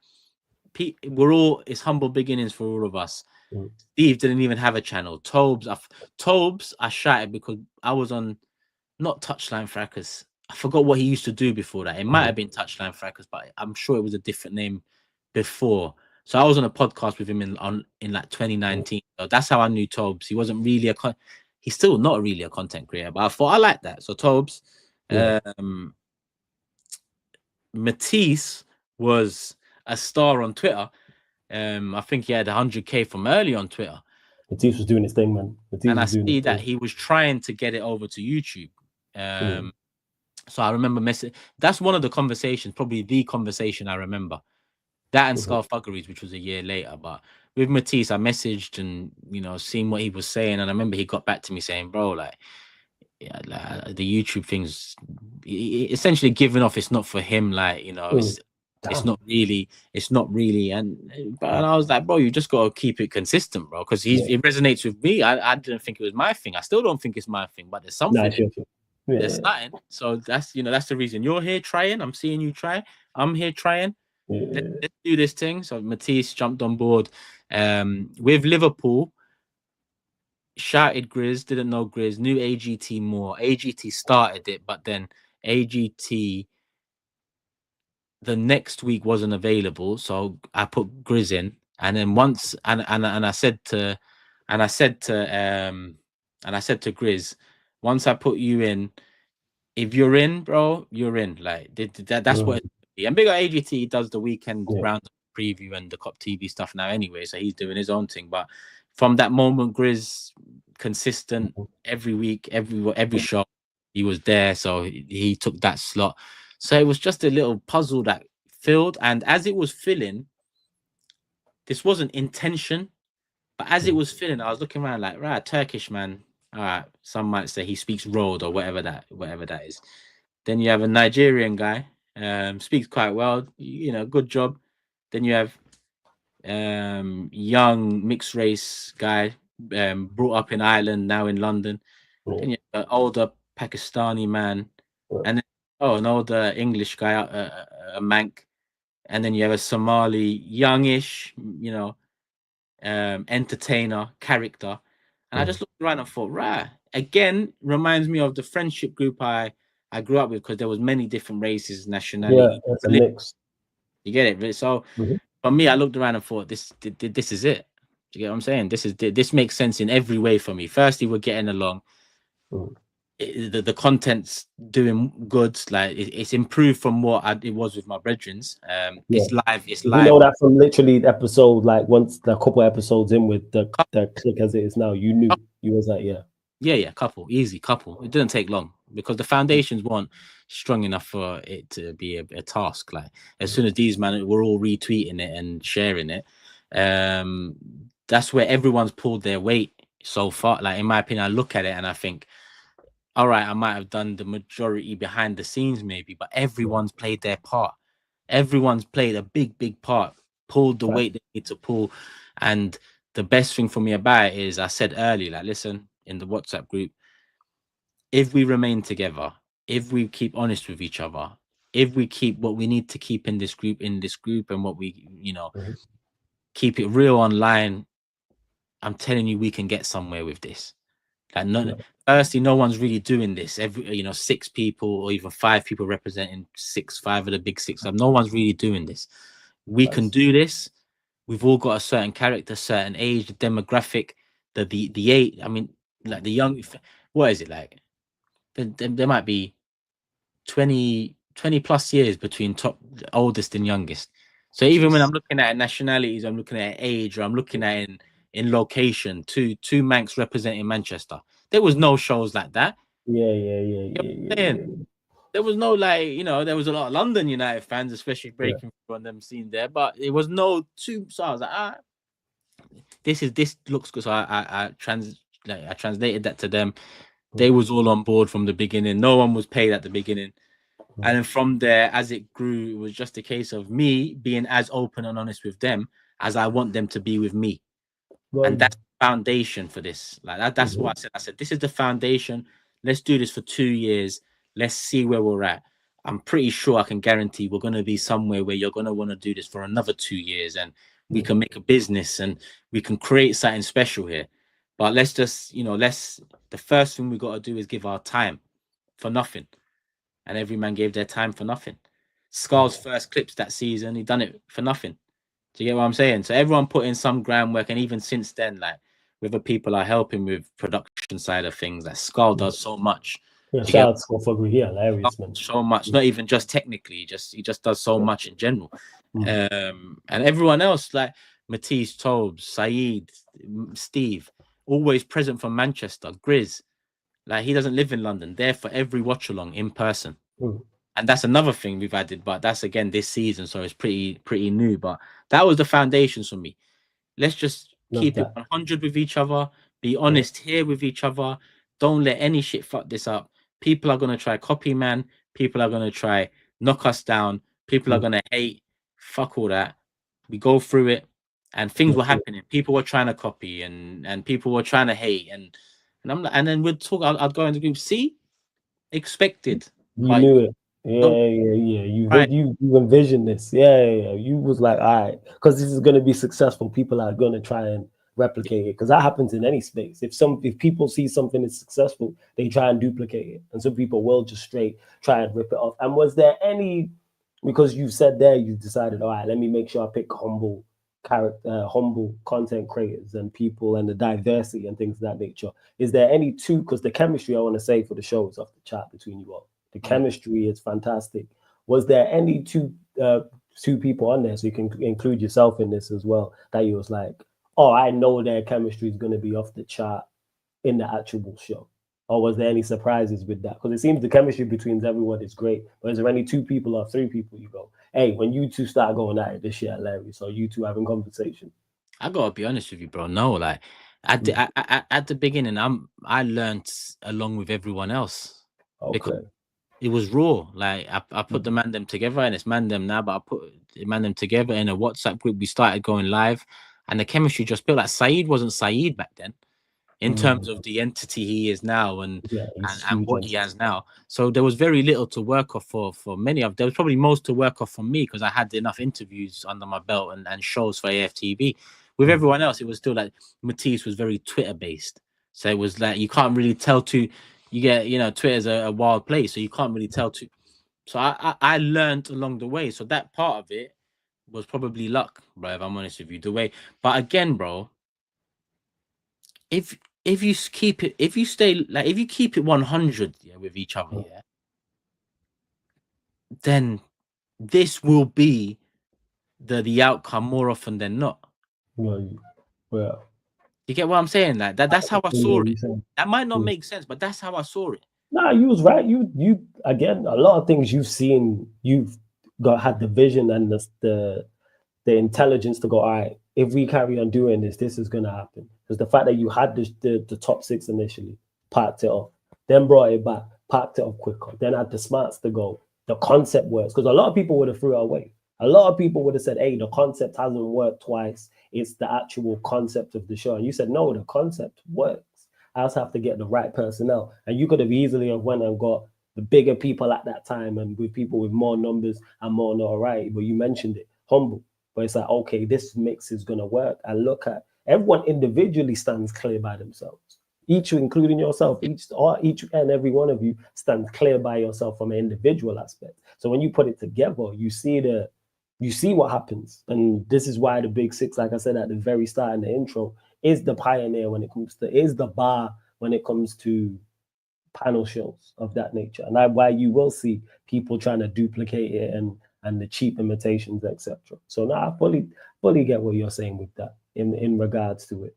Yeah. And why you was like it just clicked into gear. So what was it like? So you already know, like you said, 2-3 episodes in, hey, we've got something here. What was, back to a question I asked earlier, with the big six, what was the show that makes you, what was not the show, but was there a moment where you go, we've gone clear here. We've left Earth with this show. Was there a particular, like, was it numbers? Was it notoriety? Like, what was it? I can't remember one moment, if I'm honest with you, but for me, the moments I remember was the start of every season, a growth of like 20K per show. Okay. Do you get what I'm saying? So the Yeah. initial growth was quite nice. Like the initial Yeah. growth from like November we started it to maybe 6 months later, it was thousands of viewers. Like not thousands, maybe one and a half, 2,000. And these times that was massive. Obviously years ago now. So that ran for a little while, and then after, and this is live viewers, and then it'll be like 20K shows, 20K, 18, 24. Then the next season it became 40, 47, 50, maybe 52. Then the season after that, 80, closing on 100. And then bang, you get a couple 100K, and it just kicks on from there. I think there's one big six on my channel nearly on 1 million views. Ooh, talk them numbers, man. Talk them numbers. But Since but that's it's an just amazing. I find that looking back, like I didn't know it went there, but some of them ones from back in the day have gone viral and just hit their own algorithm. I don't know what's going on over there, but yeah. So the numbers were more gradual. It wasn't more a moment. It was No. more, we focus on the chemistry, we focus on the conversation, we focus on the banter. Skullfuggery came in during the first season, which was November, we started until the end. Yeah. But then in the summer, I spoke to him, and yeah, like, I loved what he did on the side, like the AFTV Thai stuff he was clipping. I think he done it with United Stan. I think he done a few like other vids, and I just like, he's got a weird sense of humor, like, so, and that That's so translates. hilarious. Them clips is hilarious. How did that come about? Let's talk. I wasn't even going to go there. I was going to go there slightly after, but let's go Skullfuggery and him becoming involved in Big Six, because he's as much a part of the Big Six as the rest of you lot when you think about it, even though he's not on camera and not on screen for the shows. But them clips are goated. Them clips are hilarious. Yeah. Goated. Like, we just spoke about. We just spoke, bro. Like, I liked what he was doing on his channel. He was getting hundreds of thousands of views. I think he might even have 1 million on one or two, but maybe I'm wrong, maybe just off, but I can't remember. He was getting hundreds of thousands, sick anyway. So I'm like, how can we use that on this? Because I always want to level up as well. How can we use that on this? And then we had conversations, and I can't really remember who stepped forward first with the initial idea, but we both played a part in saying, all right, let's see how this goes next season. Let's, work out, from at this point now, people are getting paid, and I'm that splitting the peas off to what needs to be done. Have I got enough for Skullfuggery to join up if he gets this? Yeah, cool. Even if not, you take these risks because you see something later on. So there was, more often than not, first 2-3 it was a break even. It was break even because it was about reinvesting and not only in their time, whether that's the panel or whether it's Skull, but in the content days as well, because that'll come later. But yeah, it was about reinvest. So then Skull, we talked, we worked it out financially, we worked that out, the plan. He went off and started doing it, and that's something that I'm gonna listen. I look around again. No one was doing that before Big Six. Talk about it, man. Nobody was doing that before. Now, listen, nobody was doing Big Six before Big Six in terms of 6 panel members, 6 clubs. This is the Big Six. No one was doing that. No one can tell me they was doing, but that's a separate issue altogether, because there was a couple big channels that really tried it with that one, but with the clips, nobody was doing that. Now everyone's doing it. A lot of content is based off of that now. One thing I will say is, on Twitter it was happening. Clips were being taken out of context. There was the no context accounts, and there was a no context AFTV. Them time that was massive. But using it in the manner we used it on the Big Six, no one was doing that. We were the trendsetter side of things. Yeah, for sure. So that worked, that banged, and that was meant to be intermittent. That it was meant to be for the big ones, but it banged so much that certain times, certain results, I'd turn around to Scar on WhatsApp. I'd be like, bro, and he'd be like, bro, and I'd be like, you on it? He'd be like, yeah. He'd start putting in the work because he saw the vision from early as well. He put in the graph from early as well. Like, to this day, Scar ain't, paid enough from all of this. Do you get what I'm saying? So he's put in the graft, and yeah, from there you look around, it's becoming a trend. So it's about thinking of what's next, and that's what the scene is. What's next, and facts. And yeah, keep it moving and try and learn from the community as much as possible. So as soon as Scar jumped on board, the clips banged. People love the clips are hilarious, man. The clips have me rolling. They have me absolutely rolling. The clips became a staple, became as much part of the Big Six as me, Saeed, Steve, Grizz, Tobes. Like 7. The 6 became 7. And it's been 7 since, really. 8 actually. You bring the designer in on board, so it's a team of 8, and Or as well, who helps out behind the scenes. So there's a team there, more through will than financial. But Scar, legend on and off camera. And he does the vlogs as well, and he done my vlog for the hair transplant. So again, with him, not many real ones, in any industry. Like I said, he has been one of them, and he's definitely a friend now, as well as the panel anyway. But we're talking about Scar now. So as much as he's been behind the scenes, he's been a core part of us as well. And from early, which I was going to move on to, January. January 2021 is when I started the Big Six channel, because Okay. I thought to That's myself, smart. I'm not doing stuff on my channel anymore because I'm focusing on Big Six. So let me make a Big Six channel. In the future, we move Big Six to that channel so I can bring my channel back for what I need to do and what I want to do, like I'm doing now. So I started that channel, but how do we grow that channel? The main shows on my channel. Okay, we link up for content. So I started parking off revenue, saving up, because it's not there. People might think YouTube has hell up. It doesn't. We started saving up parking money off. All right, studio book, man. Then Okay, so you remember, so rather than dip into the money that's being made right there to the so was it your idea initially to like, okay, let's separate and actually create the Big Six channel? And was everyone on board with that? Was there any pushback? Was people like, all right, go on? it, What up was the until thought process behind it? up until probably up until I forgot what year was it. Up until 2023, everything was pretty much my decision. Okay. But by saying that, I mean I still lean on my brethren's thoughts and opinions, and you put yourself in other shoes. And Get the idea. any decision I made, I knew the thoughts of every single person that it might have affected. So I was comfy enough to make my decisions. But then in 2023, things changed a little bit in terms of moving into a new era, from not just a podcast to more a business. And with that came more, what would you call it? More responsibility spread out, Yeah. more voices to play a part in terms of, yeah, it becomes a more level playing grounds. But at the same time, I mean, it's pretty much the same, it's pretty much the same way we was always doing it. We all talk, we all give our ideas, we park some off, we prioritize some, we might fuck some up, but we're a group of brethren that are trying to do our thing. To this day, people might see our numbers and whatnot and think, because we're getting more numbers in certain establishments, these men are gone. We're not gone. I want to be gone, please. It I might want to. not be gone, but you definitely going. But then again, it's everyone's definition of what's gone and what's gone. Because I've said you might have been gone, Cliff.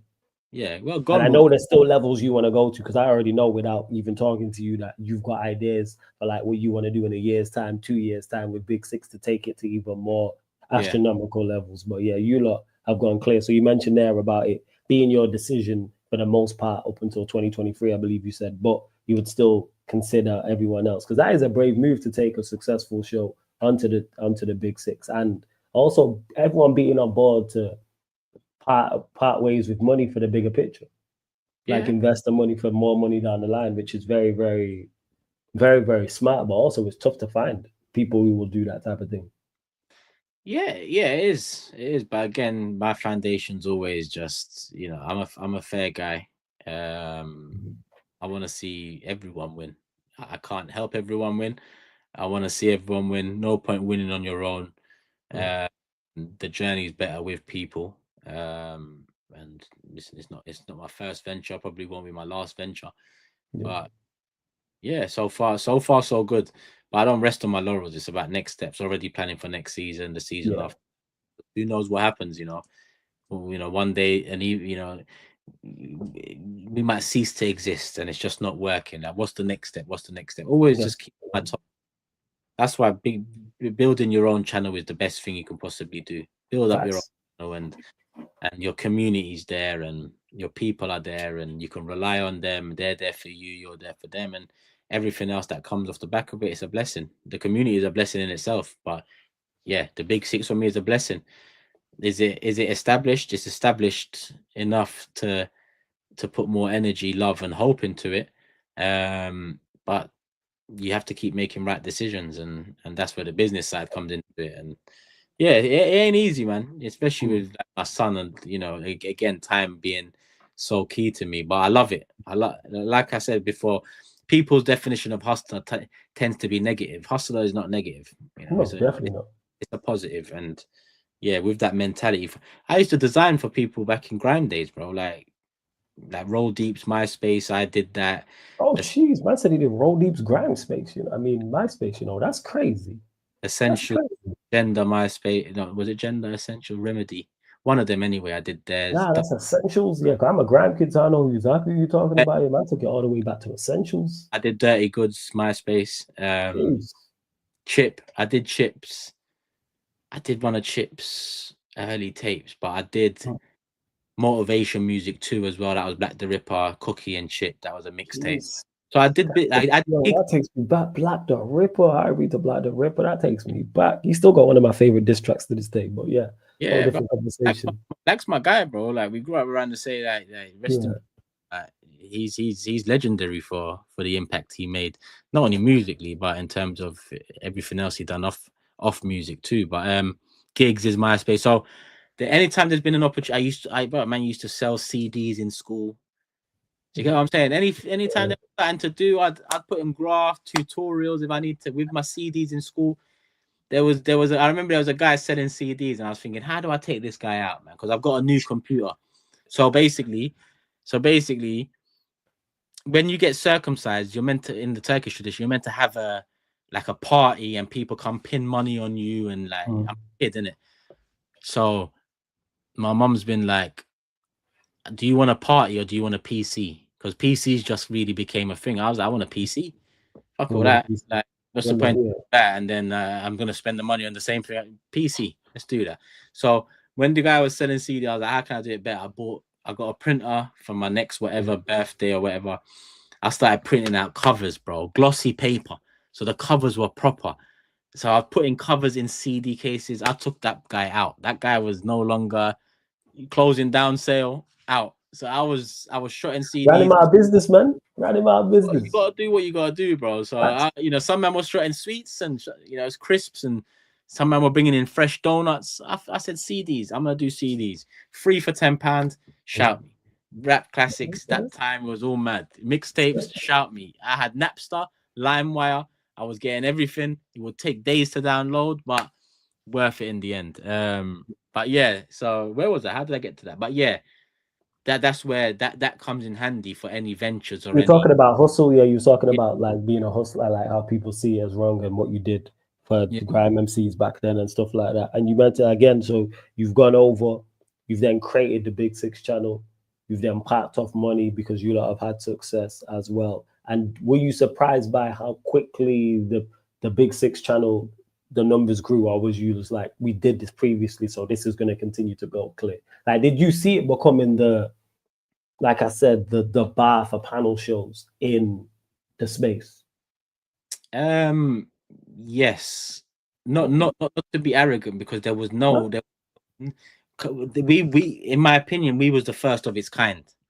Yes. So there was no bar. It's about us coming in and setting the bar. And that's why I was always confident that we've got something here. Now, there came a point where it was like, right, 100K. Now, that's when I was like, right, this is really something here, because I'm looking around and Filthy Fellas are getting similar views. Looking at the club, or at that time it was Kickoff, even though they was a bit more view, they had more views. And even I'm looking at, and I'm thinking, right, from the ground up, we've built this, yeah, and we're competing with some, like, I don't know what's like mammoth, yeah, like, absolutely massive, that backed organizations that have, there's an entity there that's sorting shit out. Yeah, I'm saying, you see, the first sponsor for Big Six was some clothing thing on Amazon. Skull got that. The next one, Manscaped, for and they kept it going for years. They're still going with us now. But it wasn't like out of this world stuff. So it was reinvesting bits and bobs, and like I said, breaking even all the time. Let's do a shoot here. Let's do a shoot there. Let's do this. Let's try this out. Cameramen, foot golf, like just try and bear shit, because our chemistry works. So I knew if our chemistry works, we can do foot golf and people will like it. So yeah, just kept on reinvesting, kept on trying things. And yeah, I mean, it became a juggernaut that it was, and you seen it, like you said, ain't no arrogance. You was the first of his kind, and it is the bar and the pioneer for those type of shows, and continue to go clear. And you mentioned the advertisements you was getting, different ones, School obviously getting the first one as well, and everybody growing individually also, because everyone at that time has grown, including yourself, from an individual aspect. And you mentioned there was multiple moments. Once you've gone to your own, once Big Six has gone to its own channel, was there a certain subscriber number you was looking at target wise? You was like, all right, let's try and reach this. And then did you reach that quicker than you expected? Like, oh, geez. Because you expected the success, but was the success quicker with that channel than you expected? You know, the subscriber thing has never, like, for example, I started Big Six on my channel. I already had 2K on my channel when Big Six moved over to the Big Six channel. I had 87K. So the Big Six grew my channel by 25K, which even I look back and think, surely it's more, but it's not. So on the side, I think we got the Big Six channel to about, I think it was around 30K subscribers when we moved the show over. Now, yeah, I think it was 30K subscribers. It was a risk, but it was a joint decision to move it over. And it was always the plan, whether it happened that year, the year after. For me, there was always a point it's going to go over. But that point happened to be when it went over. And to be honest, now I'm sitting here, my channel, more than happy with it, need to do more, but love for the love, because people, even through dormant times, stayed there, subscribed. I hit 100K. Yeah, hit 100K. Now Big Six is on 80 something K. That'll be on 100 come the end of 2025. So now I'm dealing with two channels that. So there was always the plan, and it was always going to be a risk to move it over. The risk has paid off. So yeah, can't really complain.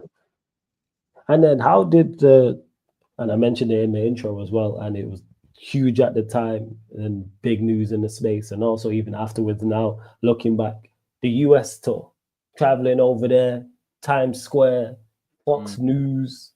What was that like? Because that must have been surreal for yourself and the rest of the panelists as well. Like, whoa, we've taken it to these levels. That was mad. That was crazy, bro. Fox News New York, or Fox New York Sports, whatever. Like, crazy to me. So I just got an Instagram message from a guy, Dan Bones was his name. Big up Dan.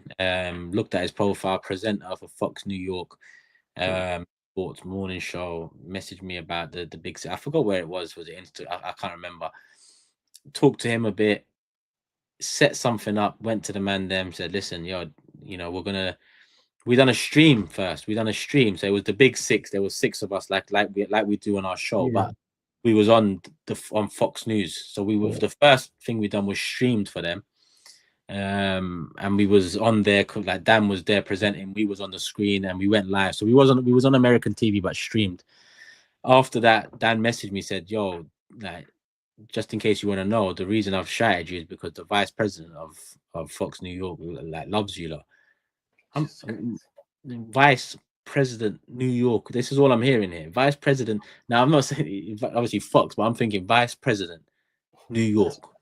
Like, this ain't like Alabama. Like, we're talking New York. Do you get what I'm saying? This is, bro, like this. It's like the equivalent of London, and it not being Shropshire. Like, this is the cool. So I'm like, give me his details, man. He wants to talk. Yeah.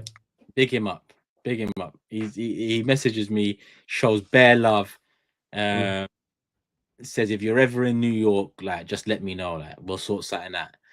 So I said, what do you mean? Like, what do you mean if we're ever in New York? Like, what are you going to sort out? He said, bro, we'll get you in the studio. We'll sort you out. You could have a segment. Like, just let me know. I said, like, are you sure? He said, bro, he hit me with bro, I'm the vice president. So from there, I knew, cool. Cool. Let me look behind the scenes. So I looked at the financials. I done the planning. Like I said, everything's breaking even right now. But I'm thinking, all right. Like, he's saying, if we're in New York, now we're not going to be in New York unless man says let's go New York. Like, they're not offering to pay for us. It's nothing like that. So I look at it and I think, it's achievable. It's achievable, but it's achievable, but you man have to do something to make it this achievable, by giving back a certain percentage. And everyone was down. I said, Everyone was just on it. Everyone was about it. It's a chance. I said, New York, we'll have a trip, holiday, and we'll also go Fox, like, experience. Let's see. Everyone's on it. So I message the VP again, and he's like, tell me the dates. Told him the dates. He said, yep. if you land this date, we'll get you on this date. I said, you sure? He said, I'm sure. I booked the flights. So from there, we knew we was going. But at that time, we still were making up the cost of going. Like, go back to our New York stuff, our LA stuff. None of it is sponsored.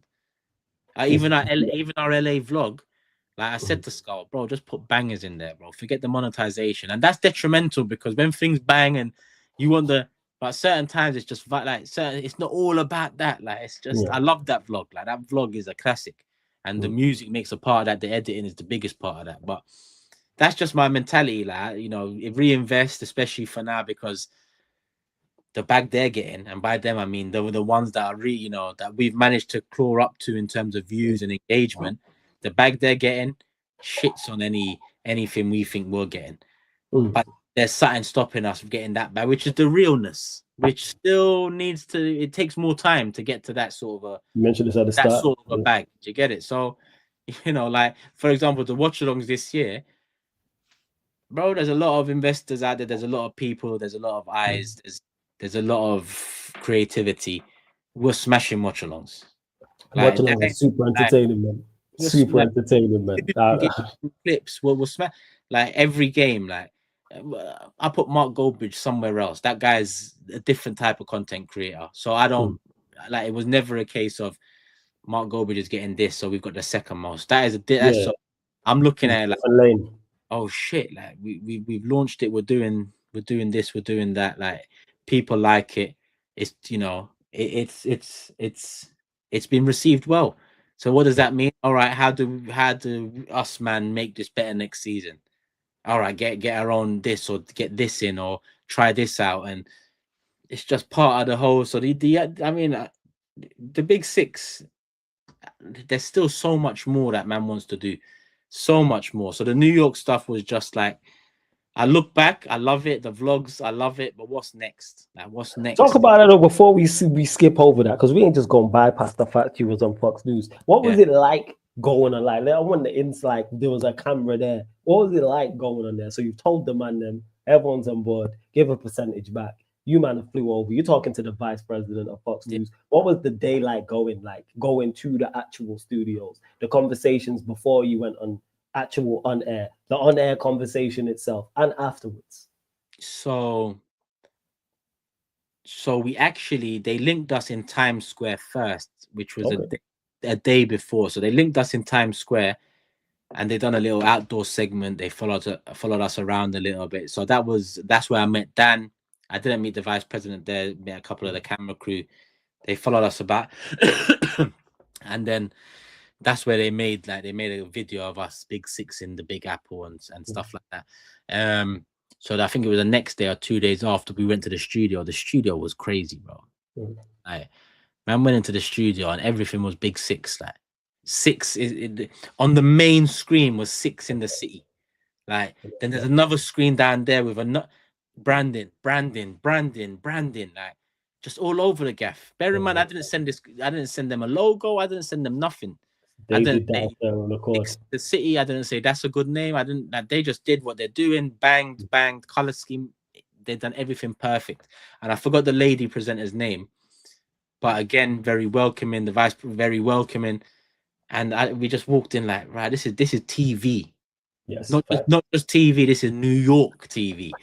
Did you get it? This is not just normal TV. This ain't North Cyprus. I'm from North. This ain't TV. This ain't no. You gotta fix the area to get this channel. This channel is there. Streaming. Fox. Everyone knows Fox. It's Fox News. So yeah, it was again like not that man needs like because I am, but it just makes you like it's a humbling experience. It's humbling, but that sounds like I look at all these. It's mad humbling. I get that for not saying you're not humbling, but you're on Fox News. That is not normal. And it was like red carpet treatment. And then after we done everything we done, we went out to the bar opposite with the VP, had a bite to eat, chilled out a little bit. He's talking to us. We're talking to him. We're still in communication. Hopefully, World Cup next year. You don't gotta get out there. That becomes 100%. So. Yeah, New York was just crazy, like just in general, just going away with the man. Then that was nice. You know, that was something different. Usually the London link ups and whatnot. What I made sure happened would get an Airbnb, have maybe PS5 at night, order some food. So it was more than just doing the content. We're also like building that sort of trust, connection, and and relationships. Whether it might be just 2 people here, 2 people there, or do you get what I'm saying? So yeah, New York was a good experience. None of us argued. None of us had any issues. Like, and from there, I was like, yeah, the Fox stuff, amazing, but it was hunger for what's next.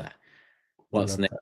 And I can't lie, the Fox News is probably walking into that studio is probably the best feeling that I've had as a content creator, because it was essentially my brand, it was my collection, it was my thing that's got. And I've walked into a New York studio with an ex gangster mob guy's sister posting with the vice president, a fan of our show, and the big six in this. I'm like, what? I was like, fuck, like even if like my thing falls off and I'm a dustbin man next week, because I'll do it. Like if I need to make money You'll from do whatever you need to do to make money. life to enjoy, it doesn't matter to me what job you're doing. But that will be the moment I look back on and just say, yeah, man, even if it was just for that, it was worth it. I can't lie. It was it was mad. Love that. Nah, it's like I seen it because even when I heard about it initially and I seen it, I was like, hey, salute to you all. Because obviously I'm cool with all of you lot who are on there as well. So to see it was fantastic, like 110%. And no small feat. That's why I said kicking down doors and building a whole new universe, because no one's done anything like that in this space. Yeah. And if it does happen, and if it does, it's a snowball effect, and other content creators, not necessarily Fox News, but somewhere else stateside. That's because of you lot. Like that's where that stems from, where they watch you lot and go, okay, who else is in this space? Even if they came and got you individually to do something, whether it was Fox News or something else, that's indeed a snowball effect of it. So now I love to see that. Absolutely love to see that. And in regards to your work with AFTV, you mentioned Forever Arsenal as well. How did that come about? And also, you balanced what you've done very well, because you still had success individually. Big Six has had success, but then you're still working with AFTV, and that's a strong relationship. How did the Forever Arsenal show come about? Because obviously you got the legend that is lead judges on there, for example. Yeah, again, this is all around the same. What I relaunched Top Six as Big Six September 2020. As the Big Six you see today, November 2020. Started the Big Six channel 2021 January, and I think Forever Arsenal started January 2021, as well as my son being born. So someone from he came to me and said, it's time, a show. What was I doing? Panel shows on my channel at that point? I can't remember. Actually, yes, I was doing. There was me and Mo had not a show on my channel, but once every like 2 months would link up. Me and Lee had a show on his channel. Me and Rance had a show on my. So I was doing these link ups. So if someone came to me and said, so by now I think people are, or I don't know, people are seeing that I've got an eye for maybe putting people together, chemistry. I don't know. Supporters got 100% they are.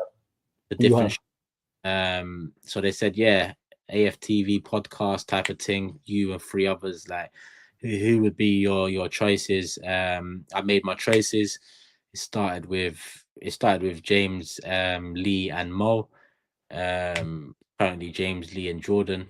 But yeah, I mean, I was asked to pick a cast, and I just looked around and I thought, all right, who do I think? And part of putting people together is for me is how weird is looking at it, like how weird would it be if them 2 was together on a podcast? Because I think weird is there's a certain, or unique. You could say weird or unique. You know what I mean? And I just found the idea of maybe a me and a James, very different characters, or a Mo and a Lee. Yeah. I just thought, yeah, this could work in many different ways. Like me and Mo, even though we get along, me and Lee, very different, we get along. Me and James don't really know him. This was before I started really being full-time with AFTV. So yeah, they asked me, I put it together, delivered it, and it's still going now, strong. Now it's it's done multiple 100K shows throughout 100K views throughout the season. Probably AFTV's best, I don't know, best product at the moment, or best show, in my It's definitely opinion. a quality show. Look at the people you got on there. So I already would know that it's gonna be a quality show, 110%. And before we do indeed close out very, very shortly, people, are you not entertained? Run up the likes on the video, man. Run up the likes. Make sure you subscribe to Turkish's channel. The link is in the title. You click the link, opens up a new tab. Subscribe there. Make sure you subscribe to Big Six as well. And is there anything on your journey we might have missed, or like any important conversation or important person, a moment where you go, all right, this, but I wouldn't have the success, I wouldn't be the content creator I am if this moment didn't happen, or someone who's been super important on the journey, even if it was only for a small period of time or a show or anything like that? There's been multiple. I mean, Robbie, the platform, about what he did. There might be this, but it'd be very different. But definitely provided something on my journey for sure. Like I mentioned, Lee Gunner played a part when I first started. That he played a part there. Troops was always supportive of the thing. Like early on, like I said, he'd tag me and stuff and say, go do your shout him out every single time. 100. So people have played their part for sure. And yeah, I mean, bro, because I've been patient, because I've been, wise with my risks and whatnot. It's just been a slow climb up. Do you get what I'm saying? So there isn't many like big milestones like this happened and then everything changed. Like nothing's really. I'll go back since we're gonna end it. Nothing's really changed me, but more time with my son. Like money wise, I had a degree. I was in a professional career. I was project management at a FTSE 100 company. I was nice. What's changed is I'm still nice, but I've got more time for my son, and that there's no monetary value I can put on that time with my son. So that's the biggest change. That's why love for the love, like that was a natural, like that just naturally started. Like, how's it going, people? That just naturally started, and it's just something. When I say love for the love, man, means it, because doing all of this, and I think part of being successful when I was growing up, and maybe your background as well, it was always go uni, get a degree, be the first in the family to. Yeah, it was always an education thing. Yeah, go get a job. When you get a job where you wear a suit, that's when you're a success. Facts. For me, success is I'm wearing my jumper. I can put my hood up if I want. Man ain't seen me without a hat for years. I can talk like how I want to talk, because in different environments, you've got to, especially in different industries, I've been there, done that.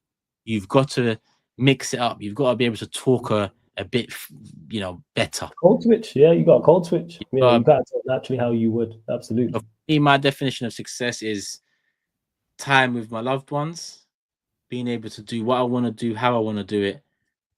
Everything else, of course, I'd love to be rich, but happiness comes before me being rich. So I'm happy, gonna continue doing what I'm doing. And like I said, if shit is the fan and I gotta go back to real work, because this ain't real work, I'll be real with the people. It's exhausting. It can get frustrating. I can get tired, but it ain't real work. Then I'll get back to real work. Definitely get tired. No, that's fair. And you've mentioned this multiple times already throughout this, which goes to show the drive and why you've had success. Next steps, in your opinion, we'll go with Big Six. What's the future plans for Big Six? What's the next steps? What are you trying to do? And obviously, you don't have to go into all the details of actual plans, but just like roughly. Another summer trip, hopefully. Looking into the ins and outs of that at the moment. Studio, we want our own studio. Looking to that at the moment. And my own channel, I just want to do more. Be more consistent with Curtis. I've got an Arsenal podcast in mind, Loose Cannon Podcast. I'm going to say it here, Loose Cannon Podcast, before anyone else uses that name and says they was first. Loose Cannon Podcast. I'm coming out with it. Yeah. Ain't ready yet. I'm coming out with it. So fucking choose another name. But yeah, Loose Cannon. I've got the right people in mind. But again, sorry to go back a bit. It's cool, man. You can go back. This is your show. That Loose Cannon podcast, I've had in mind since the beginning of and then I said to people, 100K, I'm going to release it. But different things with different people I had in mind have changed, or I'm looking at it differently, and I haven't launched it yet because I'm so like, I've got OCD with launch. I need to launch things properly. I believe everything, if you don't launch it properly, destined for failure. If you launch it properly and it fails, you can look back and say, I tried. If you don't launch it properly and fails, you're always going to think, what if? So that podcast has been in mind for time. I put a community post on my page about it. I think last year, maybe September, October. So for me, it's just got to be, I need to launch things that are a good product for the people, for the community. I just want to just go live, like just out of nowhere, and just, there's enough of that. I enjoy some of that, but there's enough of that. I'm not trying to be another one of that or another one of this. I'm trying to be, oh shit, what about that? That's that's the approach I'm trying to go for. So soon come, man. Soon come. Things will, like I said, I'm not consistent as I want to be yet. And what's next for you? Not only your channel, but also you as an individual brand and content creator in this space. Future plans. I'm gonna try to do more vlogs. Like people like the hair vlog. I'm going North Cyprus this summer. I might vlog that. See how it goes down with people, if they like it. Listen, I've always enjoyed. Like there's what's his name? What's his name? Spanian? Is it Spanian? Some bald guy from Australia or something. Like he's an ex-criminal. He's been in jail. I forgot. He done a lad Bible thing one. You know them lad Bible, they speak to the gangsters sometimes. Okay, yeah, I know you talk. I know what you're talking about with that series that they do. Yeah. Australian guy or New Zealand, or he's got tattoos, bald head or shaved off head. So I remember consuming quite a bit of his content a couple years back.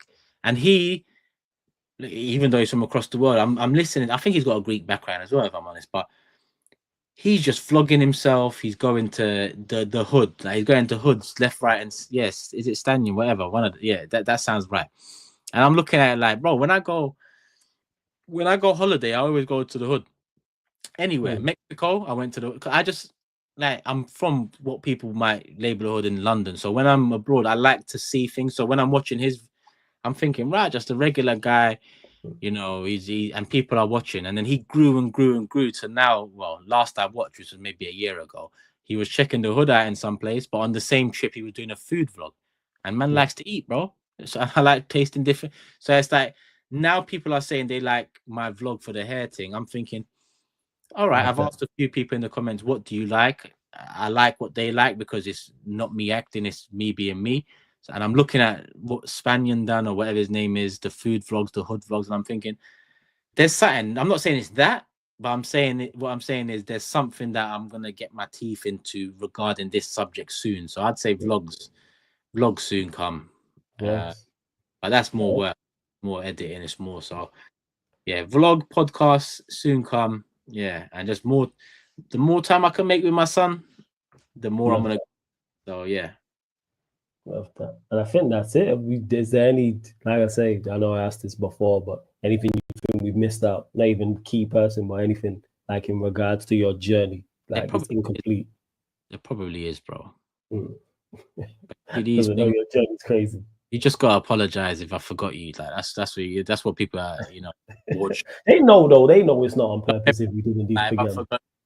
If I forgot you, big up. But yeah, I've grinded for where I am now, and I think I've mentioned everyone who's really played a part in that. So I don't think it's in anyone, but big up everyone. Like big up everyone that I've worked with along the way.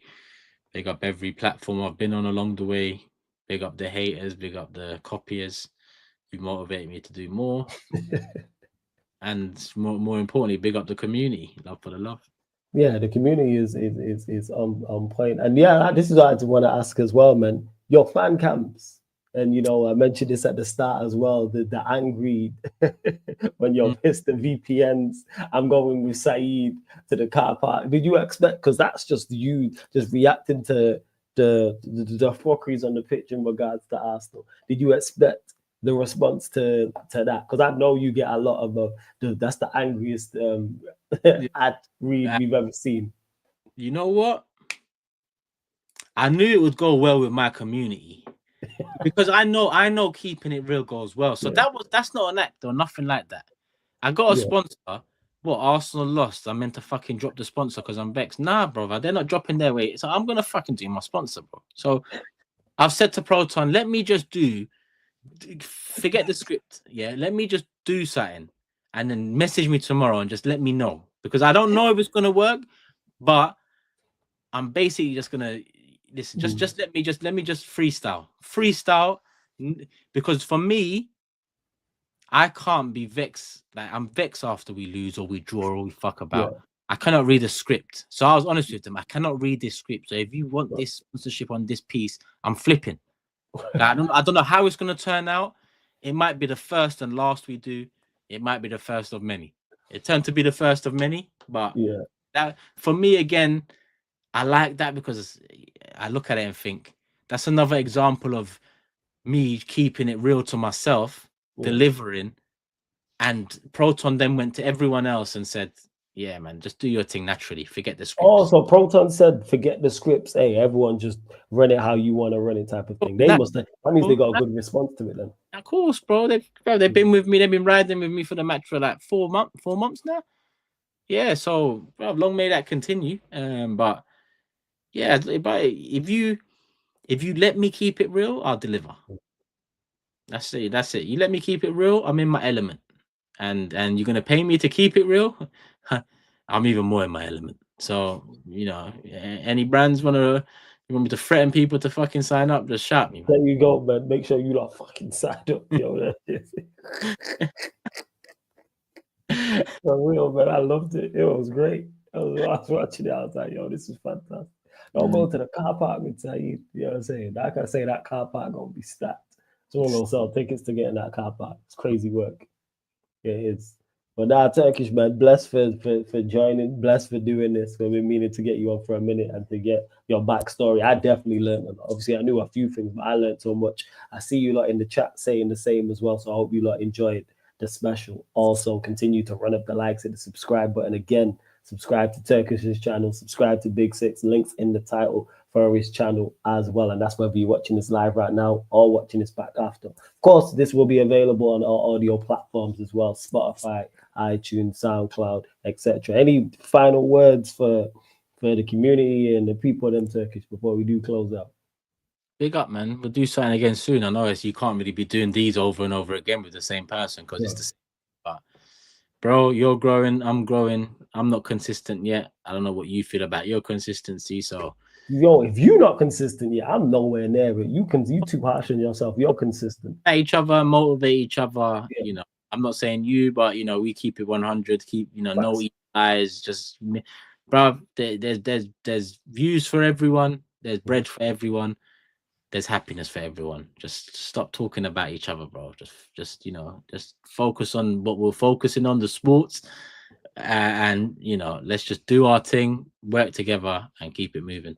Yeah, definitely. I definitely need to that's on me. I definitely need to shout you more, just in regardless, obviously, because like you said, can't do this over and over, but just in general to get your thoughts like on Arsenal and what's going on in the season, etc., etc. I do need to reach out to you. That's what it is. But what it is, like I say, I know how hard you work and how crazy busy you are as well. So that's why I'm like, well, yeah, I do need to shout you more, without doubt. But like I say, man, big up for doing this, much appreciated. Big Six, file, absolute fire, knock down all the doors. All the work you do on Aftv, all the work you do on your own channel, all the work you did prior as well. So, and yeah, like Beijing Pop says, man, love for the love. And love for the love to everyone in the chat as well. And again, Sleeping Dragon saying thank you for sharing Turkish. And big on my guy Sheik, who dropped this earlier on the super chat. Appreciate it. Make sure you lot subscribe to Sheik TV as well. That's my bro, says hit that like button, sub if you're new. Big up Sheik. I don't know if you're still in the chat, but salute and big up. We're going to redirect to Saeed as well, people, because he's live right now for the Brazilian Argentina game. I think Argentina are 2-1 up or 2-0 up, people. So yeah, and that game's going on now, and I'll be live on the playback, people, in about. Wait, let me have a look. Yeah, make sure you get over to the Sarcasm City TV playback. Go sign up because the Warriors are currently playing the Heat. For any NBA fans, obviously Jimmy Butler is back in Miami, people. So get over there. I'll be live in like 10 to 15 minutes. www.playback.tv/Sarcasm City TV. That's playback.tv/Sarcasm City TV, or just download the Playback app from your app store, people. NBA watch-alongs, Premier League, Champions League, Europa League, all the gaming content over there, etc., etc. It's there in the chat. But again, Turkish, man, can't thank you enough. Really enjoyed this, man. I knew I was going to anyway, but really did enjoy this. 2 hours past that, 2 hours, 20 minutes, mad. Just quickness like that, man. It's good to get the backstory, man, and to give you your flowers, which is deserved, because it's just too much. You mentioned it about there's enough views for everyone. Everyone ain't got to talk shit about each other. Too much negativity in the space, and not so much from the content creators. You're good at this, though. I can't lie to you. For me not to know is 2 hours, 20 minutes, and for me to talk the way I've talked and opened up about a few things, you should consider doing the studio thing with some of these and seeing if that's the next step, bro, because that's a key thing for, that's a lot of these podcasts that bring people in and want to, try and see if they can open up. They struggle with that because of their approach. You got that approach, man. So look into that.